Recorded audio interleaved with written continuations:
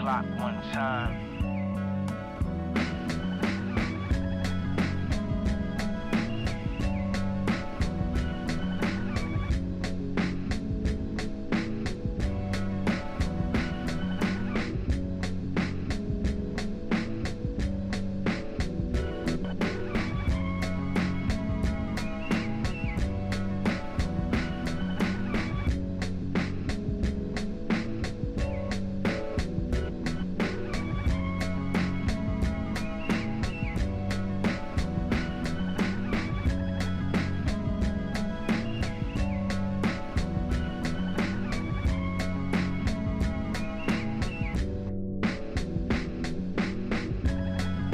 So, good morning, good afternoon, good evening, good night, whenever you listen to this.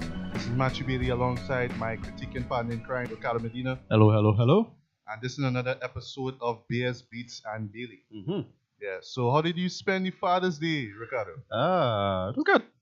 Bought you some of that and slept. Alright, I bought a cologne for my dad, one of those gift sets thing. Yeah. Bought the cheapest one, which came up to like 200 TT, the Right. rest was like, well, 650. I was like, what? Yeah. 650, are you serious? Yeah. And I checked out a show that you recommended, OJ Made in America. I Yes. actually watched all 5 episodes. Yeah. And yes, folks, we're gonna review that later Right. on in this episode. Yeah. Yeah. So, but yeah, Ricardo, I know you had some stuff that you wanted to talk about before. Oh, so speaking of Father's Day, this E3 passed and it had like 2 or 3 or 4 big games that Really? reference dads. Oh, dad stuff in this E3. Okay. Yeah. So this E3 passed and I'll just talk about the dad games first and then the other games. Right. So the latest God of War game. Serious? I Yeah. didn't even know there was a new God of War. Yeah, God of War 4. It's seemingly, I think they use the engine from The Last of Us because it's a totally different look. Alright. It's third person. It looks badass, and then Kratos is a dad in this one. Oh, Well, at least a second dad because remember he loses children Yeah. and family at the beginning of the first game, and he has a dad. Kratos and son. He has a dad. Yeah, he has a dad beard. He's slightly out of shape. He teaches the son to do hunting and all kind of stuff, and then he had to fight a troll. And he's the new voice. This is the big exciting part about it. So I heard that T.C. Carson, if you're not familiar with T.C. Carson, I'm familiar with the name, but yes, I can't remember he what used to show. be in a show back in the 90s called Living Single with Queen Latifah. Oh, Yeah. shit. Yes, He's a I short- remember that show. Short, yes. dark-skinned black dude. Real Yes. charismatic. Yeah. Yeah. Surprise, surprise, I looked up to it. Wow. Good Anyway, man, dude, man, getting work. but no, That's yeah, great. but you're right. So T.C. Carson was the voice of Kratos in the first 3 games. Alright. Right? And Didn't but- know that, but yeah. Yeah, but for this game, he's out. So I was worried. And I was kind of worried that they're just going to replace him with some generic voice actor or Nolan North or somebody doing all the damn voice acting all the time. Right. No, he's replaced by Christopher Judge of Stargate SG-1 fame. He played Teal'c. Okay. And this Kratos is older and more reserved and back up, and lean back everything. Yeah. Character more quiet. And I didn't know. I was like, I'm trying to peg this voice. Who it is? And then Christopher Judge on his Twitter is like, yes, I am Kratos now. So he can talk about it. Yeah. Here's the thing. It kind of raised a little red flag because I remember when Batman v Superman ended, I was thinking, who's going to play Darkseid? Mm-hmm. And I had Christopher Judge in my head. It's like, yeah, you should be Darkseid. You should be the next Darkseid. You should play Darkseid. Coming up in the next DC films now. So that name just consciously just popped in your head. Yeah, Christopher Judge was the first person I had in my head. The guy who was from Underworld with Creed Beckinsale, the black guy who was one of the wolves. And Yes, the guy wrote it as well. Yeah. Yeah, apparently he wrote it. I didn't even know that, but I Yeah, know the guy. he- That the kind of low voice. Right. He should have been he could have been a good Darkseid candidate as well. Anyway, this guy's the new Christopher Judge is the new Kratos. If you're familiar with Teal'c from Stargate SG-1, which is a show I love. Mm-hmm. Indeed, yeah. he's a great voice. He has a great look. He was in the Dark Knight Rises for a little while. He had a little small piece. Okay. He's playing one of Bane's henchmen. Oh, serious? Okay. I Yeah. thought he was one of the cops or something. No, yeah, he's one of Bane's henchmen. And I'm just so glad that he covered it. Anyway, he's the first dad for the show. Then Gears of War 4. Okay. They had a whole sequence where they showed the new characters getting on, fighting, and they had to get into a mansion. And then at the end of the demo, you see old man Marcus Phoenix, who was the main character of the franchise before. And it's like, well, he's something along the lines of Welcome Home, Son, so and so. Mhm. Like, all right, cool, dad, another dad. Yeah, another And dad. then the strangest dad of all, which is probably the standout for this whole E3 for me, which is Hideo Kojima's latest game. Which is What's this? Something standing. The name, the name slipped me right Dead now. Man Standing. No, it's something standing or something like that. And it's Norman Reedus. The trailer is really bizarre. Yeah, And so it's- Norman Reedus is Norman Reedus providing is a playing, voice. and he's playing a dad, or like you're wondering if he's playing a dad because the trailer has him holding a baby, Uh-huh. and then the baby vanishes, and you see like the trailer is really bananas, and you see him walking like naked on the beach, and you see like the little baby, like the pitter patter of his hands crawling all over his body, like but it's ink spots, and then they pan down to Norman Reedus' body, and you see like a big slice where in his stomach, like where the cesarean section should be. Right. So you wondering, wait, he was pregnant with a baby at one point? What the hell? And then they show like a a big wide shot of him, and then they show like a bunch of dead fish, like whales and dead sea life on the beached. Shit. Yeah, and then they show these 5 guys floating in the distance, and then all of them just fly away. And like, okay, I have no idea what's going on. Yeah. But that trailer looks amazing. Look, Hideo Kojima, about a year ago, he had Metal Gear Solid 5. It really suffered because of Konami. And now Kojima doing his own thing, Kojima Productions, great. Oh, he has his own production. Right, company. new production company. Lovely. Start, Yeah. and this game was supposed to be a Silent Hill game which got cancelled by Konami. And the funny thing is, as you were describing this thing to me, it had a Silent Hill kind of feel to it. Yeah, and big thing about this one now is the trailer is total mystery box stuff. We have no idea. Game most likely not finished, but hopefully Hideo Kojima will get his vision finished and really well done, looking great. So what's the name of the game? Is it I think Death Standing. Death Standing? Yeah, That's a badass name, though. yeah. I think it's that. Yeah. Anyway, Norman Reedus was also work with Kojima. This fellow, we call Pacific Rim director. Guillermo Del Toro's supposed to be del Toro. involved. Right. We're not sure if he's still involved. I don't know. Not too sure. Wannabe thing. So a bunch of other great stuff came out. Stuff like Silent Hill came out. That gal or something. Resident Evil 7 come out. They're looking at something. A Spider-Man game is coming out based on the current upcoming Spider-Man game. Homecoming. All right. Yeah, Homecoming looking great. But it's based on that world. We're not sure if it's like a side story. All right. Is But it the some building kind of from cell shaded stuff? I remember they look had a Spider-Man game. I can't remember the name of it, but I Right. really enjoyed it. Yeah. That had that cell shaded Yeah. style to it. Yeah. What else came out? What other great game? It had this game, Detroit Become Human or something like that. That looks great. It's a detective game, same David Cage style games where it's, if you're familiar with a game called Heavy Rain, similar to that, where your decisions matter for the future outcomes. Mass Effect 4 looks great. Andromeda looks damn good. They had a trailer, it looked great. What else came out? Other things the new Legend of Zelda looks amazing. Oh yes, I saw. Like I saw the trailer fit in my Facebook feed. Yeah. Didn't get around to it because things happened. But how does it look? Look amazing. It's reminding me of this game, Shadow of the Colossus a little bit. As a Shadow of the Colossus is looked it. I'm not sure what they're doing. Apparently, the running joke is that Link could jump for the first time. So that's a big thing. Yeah. And yeah, this CG wasn't particularly special, but it just had stuff that we already see before. Yeah. They verify other stuff. And then it's like games I will see myself buying. Yeah, I think maybe that's why you didn't really see so much news about it online. Right. I thought because of E3 you would have seen a lot what of happens that nothing new was other than Death Standing. Nothing was released that was new. All right. That was surprised. Like that was the only game that surprised me. That was particularly impressive and pulled me in. And it's a total mystery box trailer. So we don't know what's going on in it. We have no idea. It's a total J.J. Abrams style kind of mystery box. You have no idea what's going on. You have to see the final product, blah blah blah. But that's it. I mean, this E3 was cool. It was I had fun with it. I didn't follow it. That's the thing. I just kind of get the highlights. Right. Couple games was forgettable and came and went for me. Like it had Days Gone, which was just another zombie game. Days Gone. Yeah.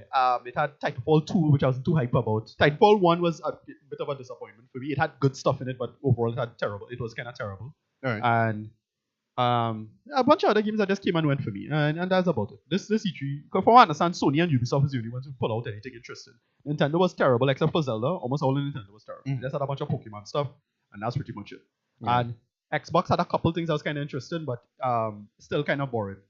Battlefield 1 looking okay. There's a Knights game that looking really cool. I keep forgetting the name of this one, where you had to play as a knight, a Viking, or a samurai.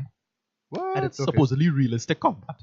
Okay. Another game that I saw from before. Again, all the cool games we saw before. So again, nothing surprised me. There's a game called Neo, which is, it's basically in the style of Ninja Gaiden, but it's like Ninja Gaiden mixed with Dark Souls. Uh-huh. So if you like Ninja Gaiden, which is this fast combat, but Dark Souls, which is a love kind of Ninja brutal Gaiden. combat. Yeah. Right. Looking good, and I think is Team Ninja making it, if I remember correctly. All right. Can't remember. But what about fighting games or any like racing games, or you're not really into those kind of games? If you had to come, Why not, Ricardo? okay, that'll be new. The fighting games don't do. Street Fighter 5 have a bunch of extra stuff. I barely played that. True. And I heard bad things about Street Fighter 5, so I Right. didn't bother to downplay it. But Yeah, anyway. so that's E3. E3 not really worth talking about that much. It's just to cover up and just the quick segue from that stuff. Gotcha. Just quick news to cover up.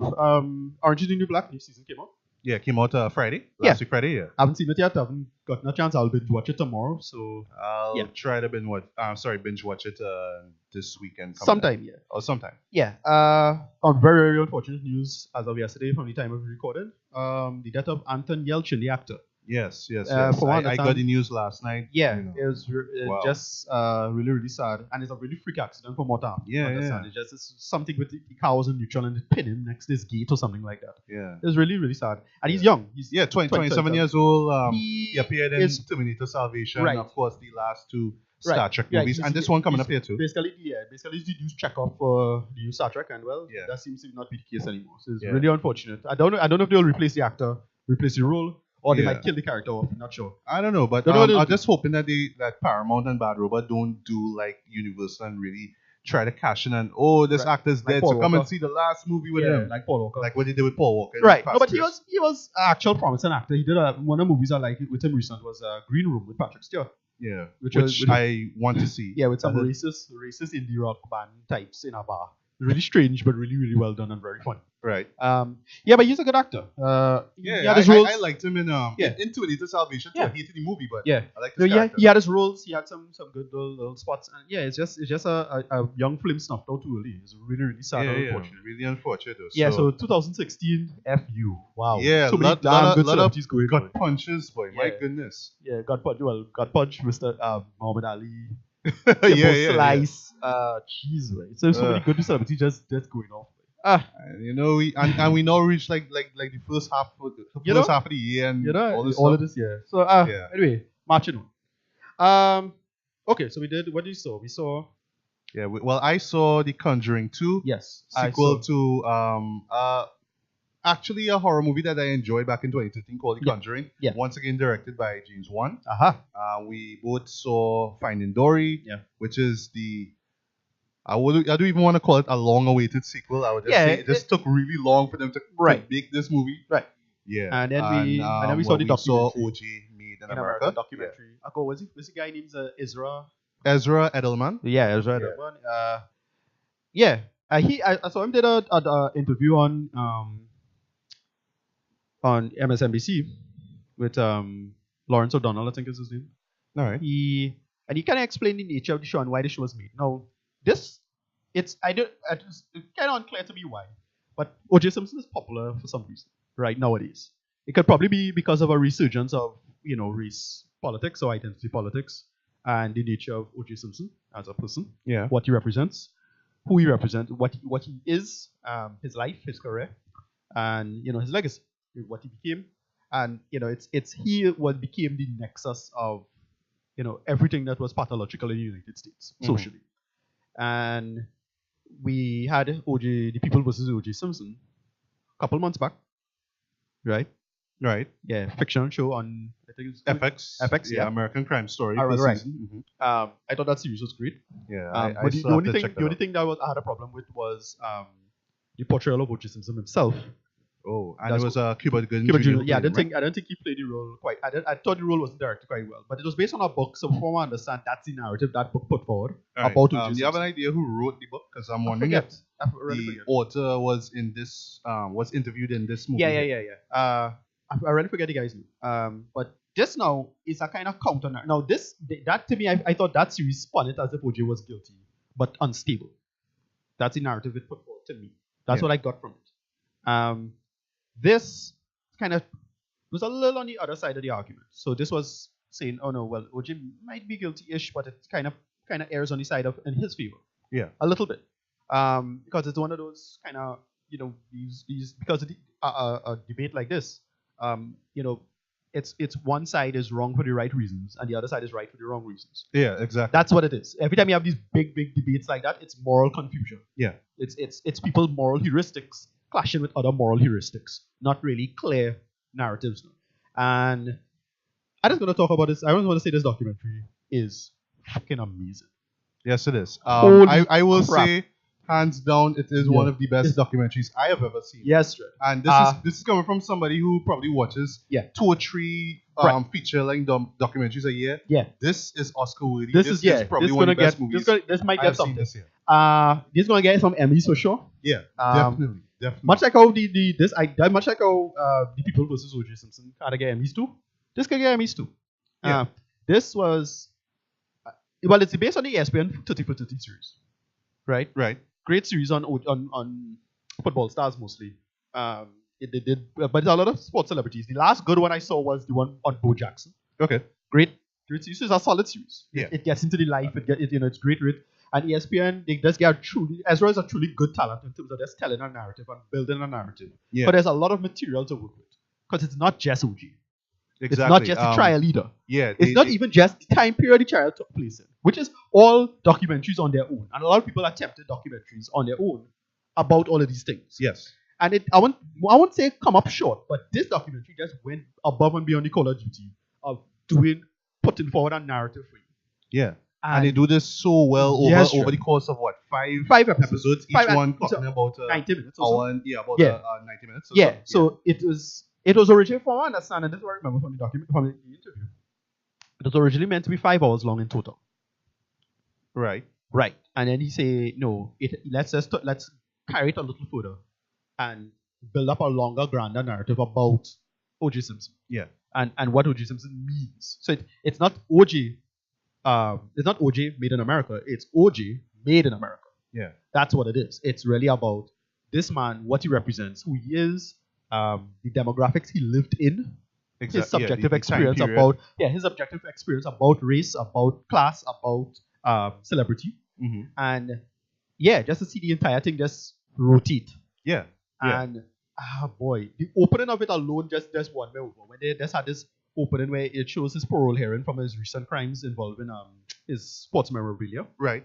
And they just show how clearly the original trial from the 90s is going to influence the sports decision. And it's just this implied statement. They just ask him about what happened back in 1994. They know what they're talking about. He knows what they're talking about, but he's just silent about it and he can't say anything. And they just cut it right there to start. Yeah. And I was like, because in a sense, kind of like, well, I get away with it. I mean, say what you want, he got away with it, but he can't really. He can't really kind of vouch for himself here. No. Right. Yeah. And it's the idea is the implication is that, well, this crime you would have probably gotten off your parole immediately, but because of what going on in 1994 or the early 90s, 94 is the trial, right? Yeah, 94 was the trial. Right. Because of that, you ain't getting off. Like, this is how we're going to hold you. It's the it's like perfect retribution. Right. That's how they see it. And that's how but in a sense, it's the spirit of the law versus the letter of the law. Because if you have an objective opinion, you shouldn't do something like that. But they did it.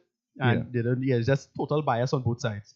And it just gets into, it covers OJ's story. They talk about OJ's first wife. Yeah. They have people who have attitude. But talk about race. But even before that though, what I really loved is like even actually in the first episode, they really set up like the time period when OJ got into USC, started to play for them. Yeah. And he was just revered as this national hero. You know, everybody looked up to him. He was a celebrity, literally. And he was so great. People used to make all kind of jokes. They say how OJ could run sideways and most men could run forward faster. Stuff like that. Yeah, but at the same time, we had the civil rights movement, and I liked how they concentrated the story mainly in Los Angeles. Yes. So we saw the Waterheads. We saw how that started, and how things develop after that. Yeah. So seeing this guy in this predominantly white university being revered as I know, but that's the thing. USC was always a university that was one of those really ivory tower kind of things. It really stayed away from the streets of the argument. If anything, they would have had at best, very controlled intellectual debates about civil rights. Yeah. Stuff that, in the end of the day, don't really come full circle. And this is truly time another fallen celebrity in the real world, Muhammad Ali. Yeah, Muhammad who Ali. to actually bring himself to some of these universities to talk to these guys. Yeah. Because it's not because that's the thing with big social situations, that is one thing to talk about it in this intellectual space. It's another thing to be in the streets with it when you have biased lawyers or like biased police officers or whatever. That's right. Yeah. Normal stuff. And this documentary really showed that juxtaposition quite well. Yeah, there was a lot of parallels. That's what I really loved about it. It's not just about, okay, this is how the time is, how things are set up. This is what happened then, and you see how it resonates, today and whatnot. Can we talk about the editing? Yes, this editing. And I forgot the name of the guys, but it's actually 3 editors they got. Right. They did an amazing job with it. Now, you see, we live in a very, yes, we talk about real tragedies of celebrity deaths, but this year has also been the death of editing. Batman v Superman are talking about with Warcraft and Batman v Superman. Although Paul Hirsch, veteran, I still think that somebody came and chopped the film up, but still, but still do. Good gosh, the editing in this movie is glorious. Yeah. What I loved about the editing though is that you would see a shot, like a piece of footage in episode 1, and then it might show back up in episode 3 or episode 5, and it shows that it connects narratively perfectly. Exactly. Yeah. Oh my gosh. What more is to say? I don't want we could spend a whole episode just talking about this. But all right. Well, let me just say a couple of things.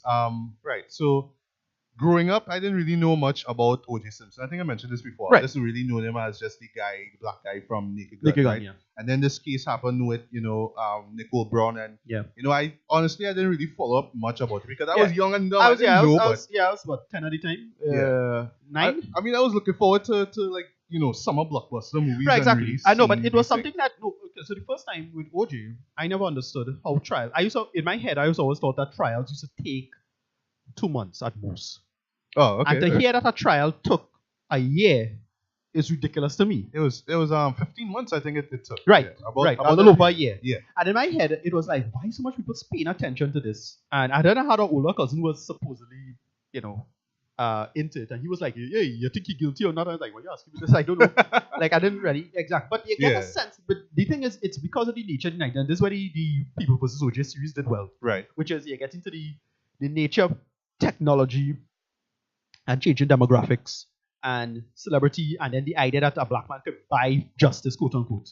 Yeah, so they kind of show how the trial worked. Right, exactly. So it's just a brutal, perfect storm. And I like how they do it in this documentary with Marsha Clark. How Marsha Clark vastly underestimated how things can play out and how things can go against her favor, and how the tabloid media influence stuff like this. Remember, she changed her hair and what dress she was wearing. Yeah, there was actually what's the significance of the white dress? Right. Like, and she, it was clean, and she totally you really feel bad for her because you're like, wow, you don't get how things could just change.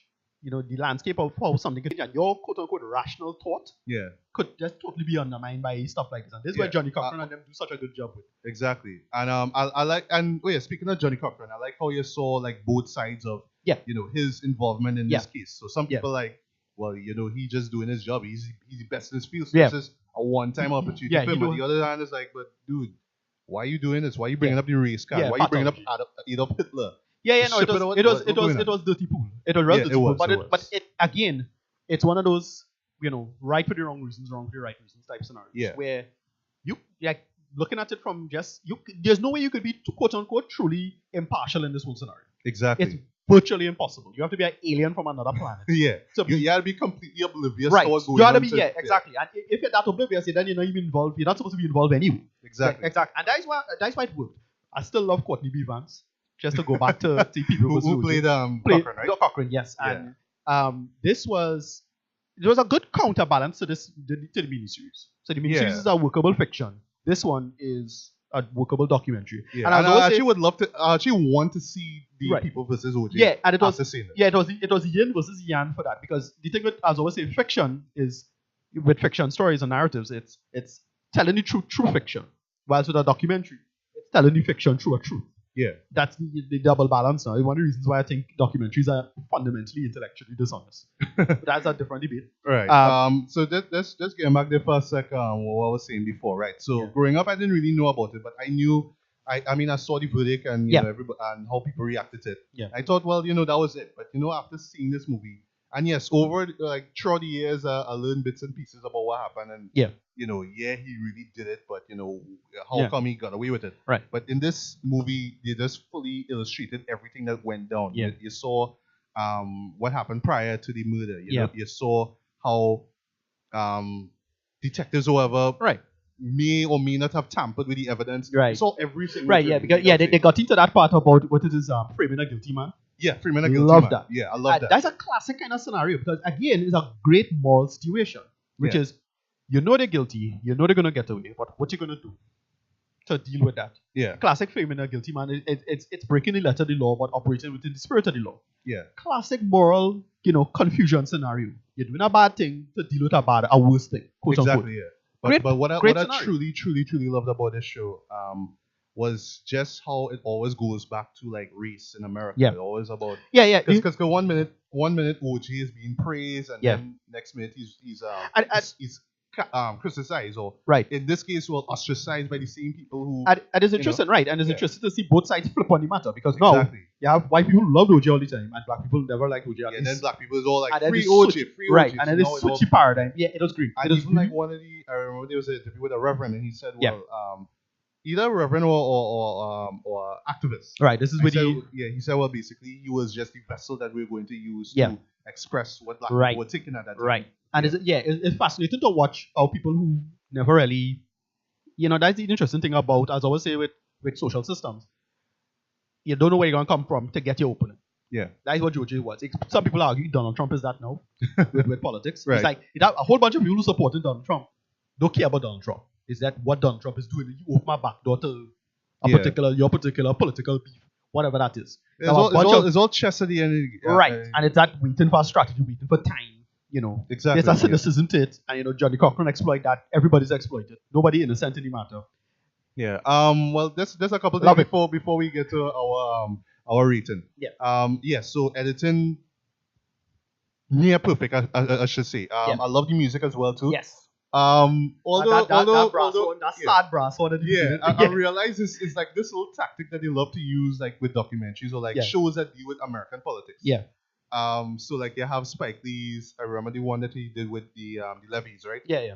So he uses Terrence Blanchard's, that sort of brass horn music. So it always brings that kind of emotion, that weight, man. It can remember a lot too with the theme song for House of Cards. With the theme song, the music generally for that. Yeah.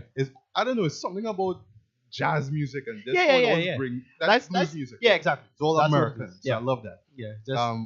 Interviews were great. Yeah. What else? The pacing and all was great as well too, because I actually watched all 5 episodes through. Yeah. You binge watch that. Yes, I actually I pick it off over the period of the week. But like, wow, I didn't expect it to finish it. I was like, wow. Dude, but watching the whole thing, you really do see how everything all connects, and I love that. Yeah.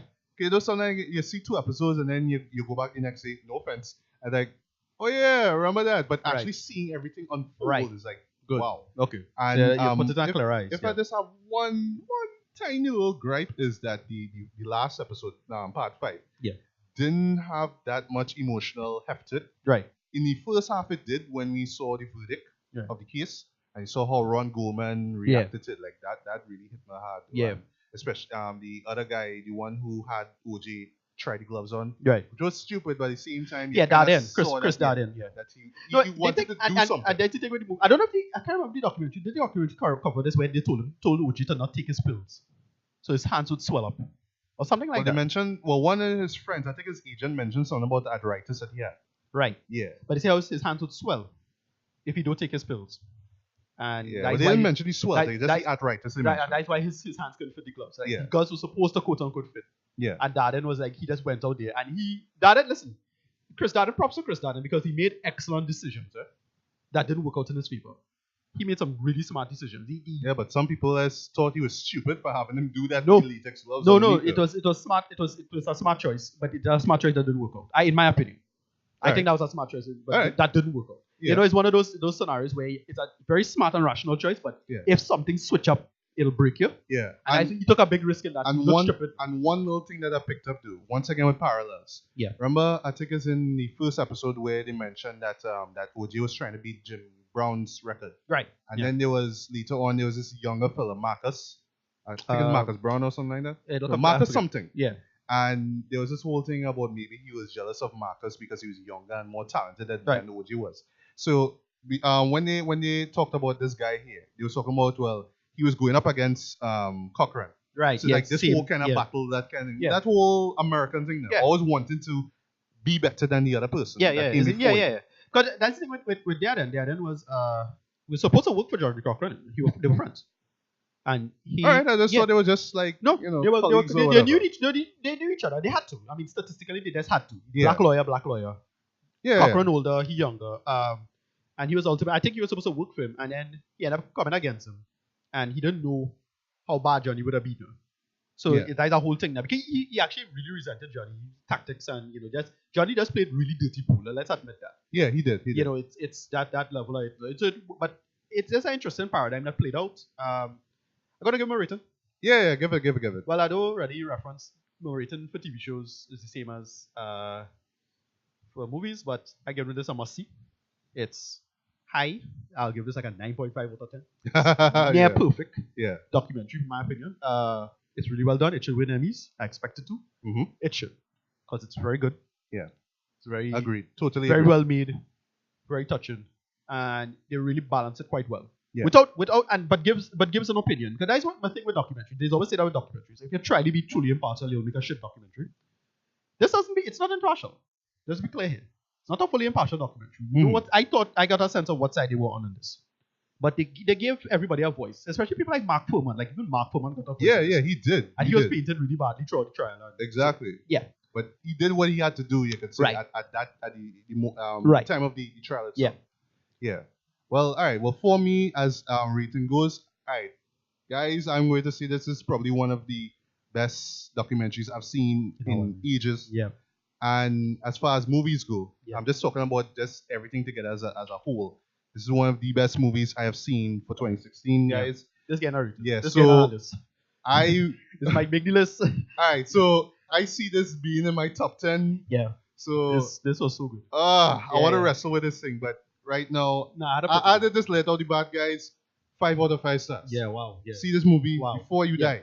Binge this whole thing. Yes. Or if you're not into binging, just watch each episode out, but don't give it too much of time between each episode, or else you won't get the big picture. Right. It's really seeing how the big picture and how it all unfolds. You'll just be blown away by it. Right. Guys, definitely see this movie. Yes. All right. All right. So up next, I'm gonna talk about basically, this is just me reading out album review that I did on my blog page. It's a review for Jay-Z's debut album, Reasonable Doubt, which came out on June 25th, 1996. Yes. Yeah, so in the next few days, this album will be celebrating its 20th anniversary. Yeah. Yes, 20 years have passed has gone. And yes, Jay-Z has been rapping way before that as well. Yeah, so we'll get into that. I happen to love this album. Me too. Feeling it. You love feeling it. Yeah. Hard songs, whole track. Yeah. That's almost every track in it's really good. Great album. Yeah. Jay-Z's a big fan of Jay-Z. Yeah, so but question, right? Because I don't want it to just be about just me talking about blah, blah, blah, blah, blah, blah. Right. But was this the first Jay-Z album you ever listened to? No. I actually started off with his second album, Volume 1 in my lifetime. First Jay-Z album, right. That was, which one had Hard Knock Knife in it? That was Volume 2. Right. That's the one I followed up with after that. It's the first Jay-Z album I listened to because my cousin bought it. Right. He had it. And then the first Jay-Z album I personally bought, was The Blueprint. Right. Another classic. Another classic. Yeah. Truly good album. Mm-hmm. And it's one of the first albums I encountered. And again, I was so shocked by it because every track was good. Yeah. At albums, again, I don't pretend to be some big rap fan or anything like that. I'll skip tracks. I'm the kind of guy that say, hey, if there's no pull me in within the first 15 seconds, track will get skipped. And then I don't. I actually listen through everything and just judge the whole album and how I feel. Well, that's what, okay, at the time, I was 16 at the time. So my attitude is, well, it'll pull me in 15 minutes. Right. 15 seconds. And I'll do skip the track, and then I'll come later and then listen to the track after. And if I like jogging or something like that, or doing something to walk, whatever. I used to jog and walk since then. Yeah. And this was one of the first albums that actually did. That was the first album for me that actually did that. where I'd never skipped a track. Every track you listen to, I was like, wait, this song is good too. So even right now to the bonus tracks, I can imagine, right? Yeah. Like lyrical exercise and then when girls I remix. remember I couldn't find Jay-Z album because this is long before Amazon. No, even with Casa or whatever. Or Napster. A friend of mine had a bargain bin place. Right. He carried me to and he's like, hey, it has some cool rap albums here. And it had Jay-Z's Reasonable out there, selling for $50 TT or something like that. What? It was super cheap and it was good, still pretty good quality. I would love to find that place, sir. Yeah, they're close. It's like and somebody just had it, like, why you had this? Like, whatever. Got it, bought it, love it. And it was the second Jay-Z album that actually had me. No other Jay-Z album does that for me. Where it's only these two Jay-Z albums that I would sit down and listen to the whole thing. Alright, well, I can't say any other Jay-Z album. Blueprint 2 definitely not. Oh well, Blueprint 2 definitely not. 3 was he one Dynasty? Dynasty was one. Dynasty Rockler Familiar. Didn't really enjoy that much. I find it was too much of a downer. Yeah. Although we did get one of our first introductions to Kanye West's production. Oh no, yeah, right. But in terms of like favorites for me, I also wrote this on my review. Well, Volume 2, Hard Knock Life. Yeah. Like it. Don't really love it too much. I like the commercial vibe of it. Yeah. Blueprint, for sure. Black Album, which was the 2003 farewell album. I enjoyed it. Yeah, Black Album is another album I could... But every track don't pull me. Alright. But it's an album I love. Especially like with this December 4th. Yeah, I love December 4th. I love... Public Service Announcement from Just Please. Love that song. Encore. Love that song. Even my first song, which ended it off, I find that was a nice way to end it off. I like that. Yeah. Then Kingdom Come came out, and then came out, I was like, that's it. Really, the only good song was Show Me What You Got. Yeah, no, I actually like the last song, Beach Year. I didn't dig Beach Year. Yeah, Beach Year was okay. And then which album had Dope Man on it? That was American Gangster. No. Dope Man. They call me Dope Man. I'm the Hope Cloaks Man. Get those folks, man. I can't remember what that's Volume 3, I think. That's the Volume 3. That's the album with Bill Pimpin. Forgot about Volume 3. Yeah, that's the album with Big Pimpin on it. Yes, which was shot in Trinidad video. Yes. Volume 3 was decent as well too. Not my favorite as well too. Right. But I really loved American Gangster as well too. Yes, that's a good show. This was before I even saw the movie, but I love an excellent track. Yes. And the Winners, love that. What I loved about it was a concept album. It was just him taking that Frank Lucas persona and lifestyle, imagine himself as his gangster on the rise, and then you saw the eventual fall, with betrayal and enemies and all that kind of stuff. So to me, that was like the last best Jay-Z album. I mean, there's others that came after. Wasn't really big on the Magna Carta one. That is good. Yeah, his latest, There's only a track with Frank Ocean I like. Waves. Yeah. Although I was wishing for a video for that. That was for real. Could have been. I thought you'd have put out.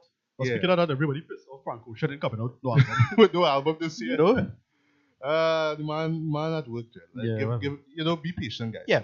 Right. But anyway, so just reading a little bit, but you could intervene or whatever when you want to, right? Yeah. So Reasonable Doubt, like I say, was released on June 25th, 1996. It was the first album to be released by Rockefeller Records, which was a label created by Damon Dash, another friend of theirs, Kareem Biggs Burke, and Jay-Z. Mm-hmm. So basically, Jay-Z was, he started off collaborating. Well, he was part of a collaboration with a rapper called Jazzo. Yeah. The name of the song was Hawaiian Sophie. The video for it was kind of goofy in a really Fresh Prince-ish kind of way. But, and at the time, it was just, I want to rap, I want to get this opportunity, but, so I'm doing it. But at the same time, this is not the kind of rap I don't want to do, Right. I want to be a little bit more edgy. I want to talk about where I'm from and all that kind of stuff. Right. At that time, Jay-Z had this really rapid fire kind of flow. Yeah. It's like, kind of thing. But you can tell, now as he got older, it's slowed down. Many people prefer. I actually prefer that bit. Yeah, a lot of friends wanted him to see more of that. Now, here's the thing. Jay-Z is an interesting figure for me because on the one end, you understand why he's so popular and why he's so big. Right. But when you actually think about it, pound for pound, I never thought he was ever that talented as a rapper. And this is only because of his mainstream appeal. And then when you look back, at his early stuff, it's like, no, he actually is talented as a rapper. That was never the case. Yeah. And he, I call it the Madonna effect, is that, he had to change his paradigm in an interesting way for him to be mass appeal. Yeah. Lyrically, I think Jay-Z's excellent. Of course. That never changed. We could argue about one or two albums or one or two tracks that doesn't work. I always thought lyrically he was always very strong. But it's just the style and the flow you wanted him to change it up and had it be again the early stuff. I have a lot of friends who would argue that Jay-Z's early stuff was the best. And they thought he was completely ruined by going quote unquote going mainstream. Again, it's a classic it's a classic music argument. So Hard Knock Life was the beginning and the end then. Right, that's why a lot of people saw it now. And it's a classic debate in music you see a lot. This whole hipster old fans versus new fan stuff. Yeah. Right. How much the artist has to sacrifice to become popular. Whatever. Well, true, but you could argue like at that time it was all about hunger and it was all about exactly. I have to prove my worth and here. I want to get the attention here. He's somebody that impressed me outside of music because the narrative you had in your head was Damon Dash is the businessman, he's just the talent. Yeah. It's like with Puffy and Biggie. You got that in your head. Yeah. And then you realize, oh shit, Jay-Z is also the businessman too. Exactly. Jay-Z smarter than Damon Dash. He keep like Damon Dash was dead weight at a certain point. I also thought Damon Dash was this big smart businessman and he was just a figurehead. Figurehead at best, and he dancing with Moe Butler in the video like a jackass. And I was like, wait, Damon Dash is dead weight. Holy shit, Jay-Z both his talent and thing, and that make me respect him. And here's a simple rule of thumb: if people have conspiracy theories against you, you're doing something right. Yeah. And the reason being with that whole thing, I also mentioned this because he always had that. He was a hustler, so in between time when he, rap deals would work and when he was trying to shop demos in and work, he sold drugs. Right. And that was 30 years ago, which is Marcy Houses. Which is an overrated narrative, but whatever. Yeah. So I think he just do that like once, 30 years ago. I don't know if he did it on a regular basis or whatnot. But anyway, so the album came out. People were aware of it, but it wasn't really that much of a big success until it was re-released by Def Jam. Right. So Def Jam, and he was under their umbrella for a while until I think it was when Blueprint 3 came out and he did the whole Rock Nation thing. Right. Yeah. Right. So after it came out through Def Jam, the album was a success. And what it was really like another entry. A lot of people say it's the first of it, but it's not. It's actually another entry in the whole mafioso gangster subgenre of like East Coast rap. Yeah. Where it's all about you playing this persona of like a Vito Corleone or Tony Montana or whatever. And I will argue that the first one, the really originating album that did this was Raekwon's from Wu-Tang Clan. Right. His first album, Only Built for Human Links. Another favorite of mine. If you haven't listened, definitely check it out. That was the one that really brought this whole, we Frankie Noodles or making up these kind of pseudo-Italian gangster names to fit your persona. Yeah. That was how it was. So Method Man and ODB had their mafia names as well too. Right. Right. So with Reasonable Doubt now, Jay-Z did something a little different. So instead of just glorifying this whole life, like, I'm a gangster, it was all about the duality of it all. Right. So yes, you gain the riches and the woman and all that, but at the same time, there's all this paranoia, all this fear, all this psychological stuff that's messing with you. Right. And just him trying to rise above that and just really be a better person. And that's what really hit me hard with this. And it's this whole kind of gangster duality thing that Notorious B.I.G. did with his second and final album, Life After Death. Right. But in his case, it was all this art imitating life kind of thing. So he's all talking about, somebody's going to kill me and then, look at what happened. Right. Or this rapper be for me, I'm coming back at you and look what happened, So, anywho. So I'll just do like a little track by track review of it. Right. So you could always cut in as well, too, right? So we start off with first track, Can't Knock the Hustle. Yep. Favorite of mine. Classic.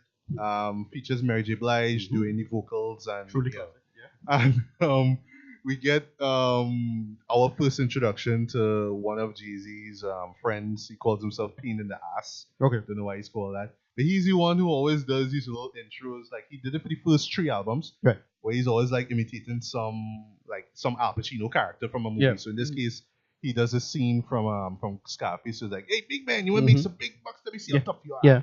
Some cocaine? So that was him. And then after that, we get this really like nocturnal beat. I love this beat, dude. I don't know, like for me, every time I hear it, it all feels like you just on the passenger seat of this man's ride, like Jay-Z's limo, whatever, and you just driving through the streets at night. You just getting this whole dark vibe, Yeah. It's actually produced by a producer called Nobody. Right. Nobody. Yeah. Mm-hmm. And it's Knobody. Right. I love the drums. I love the bass line in it. And with this, we get like a lot of cocky, braggadocious lines from Jay-Z. So a couple of lines I really like is we get together like a choir to acquire. Let me say it again. We get together like a choir to acquire what we desire. Right. Another line that he follows this up with, We do dirt like worms, produce G's like sperm, until legs spread like germs. Right. And then the last last verse he says, my pops knew exactly what he did when he made me. Try to get a nut, and he got a nut and what? Right. So that's kind of a reference to his dad who left him when he was, I believe, 10 or 11 years old. Yeah. Yeah. So definitely love this track. I love the flow. I love everything about it, right? And then we get Politics as Usual. Yeah. Good track. Yeah, love this track as well too. Produced by Ski, who's now known as Ski Beats. I don't know if he's still called Ski Beats, but whatever. I love the smooth, soulful instrumental about it. I forgot the actual sample that it's from. I know it's from an old R&B song, but whatever. Yeah, and he's just really talking about just that daily, never-ending stress of living that hustle life. You know, Right. He has to deal with the cops, he has to deal with rivals, he has to deal with customers, always asking him for product or whatnot. I know it's just like I have to deal with the good and the bad. So that's life for me. Politics as usual. Yeah. And then we get Brooklyn's Finest, Of course. which features Notorious B.I.G. Yep. and DJ Clark Kent, who also produces track. He does the chorus. He does the hook, sorry. Yeah. And then we get Pain in the Ass for the second and last time, fortunately. And he's doing this reference from Carlito's Way. Yeah. He's like, okay, I'm reloaded. Yeah. That kind of thing. I remember a lot of DJs or a lot of rap songs used to reference that, okay, I'm reloaded line in other songs too. Not exactly sure why it's there. I mean, it's there, but it's kind of funny when you hear it, but it really has nothing to do with the song or whatever. Right. Yeah, so basically with this track, we have Notorious B.I.G. and Jay-Z. They're doing this it's really this battle they're doing. So this whole back and forth thing. So every verse, each man just trying to come up with trying to one up each other with all these kind of crazy mafioso lines. So I remember, well, of course, with Notorious B.I.G. winning because he's Notorious B.I.G. Right. And one thing that really, one thing you should know about these guys, one thing is that Notorious B.I.G. doesn't write his lyrics. Right. So when he got him on board to be on this track, because he actually heard the song and wanted to be on it. Mm-hmm. So Jay-Z was like, well, yeah, look a notepad. Writing is like, dude, I don't write my lyrics too. Right. Like, yeah, I don't write my lyrics too. So hey, best friend, become instant BFFs. Right. So Notorious B.I.G. has some of the best lines on this track. So one of my favorites is shoot your daughter in calf muscle, fuck a tussle, nickel plated, sprinkle coke on the floor, make it drug related. Right. And he also has this really clever line in the last verse where he talks about gotta go, Coolio mean it's getting too hot. If Faye had twins, she'd probably have 2 packs. Yeah. So like a reference to Tupac now. Yeah. And I also like I also like DJ Clark Kent's beat. Yeah. Really upbeat. I love the little pianos that yeah, I love that. Great track. And next we get into Dead Presidents 2. And to be honest, I never This we take Nas beat? Yeah. Well, Nas sample. Well, Nas sample, right? So the thing is, this was the Dead Presidents that I was introduced to. I never heard the first Dead Presidents before. Right. I heard it like a few years afterwards. I love the beat for this. Is this really downbeat piano assisted beat? I really love that. Yeah. Another song to write to as well. He has some great lines as well too. And basically, tone of this song is just about just him doing what it takes to to live that life, to get the money, to get the Dead Presidents. And of course, the Nas sample, which was lifted from his remix for The World Is Yours, which was produced by Q-Tip, by the way. Yeah. Yeah, so it's that line where he says, I'm up for presidents to represent me. I'm up for dead presidents to represent me. I always find it was funny that he used the censored version of that chorus for it. So it sounds like dead or for presidents to represent me instead of the... It worked, But it worked. It gave it that kind of feel to it was like a DJ scratch in the background. But I love that. You get the feeling that he could get the uncensored version. Yeah, but... like he does do it quick though. Yeah, and of course, with the Jay-Z, Nas beef, sorry.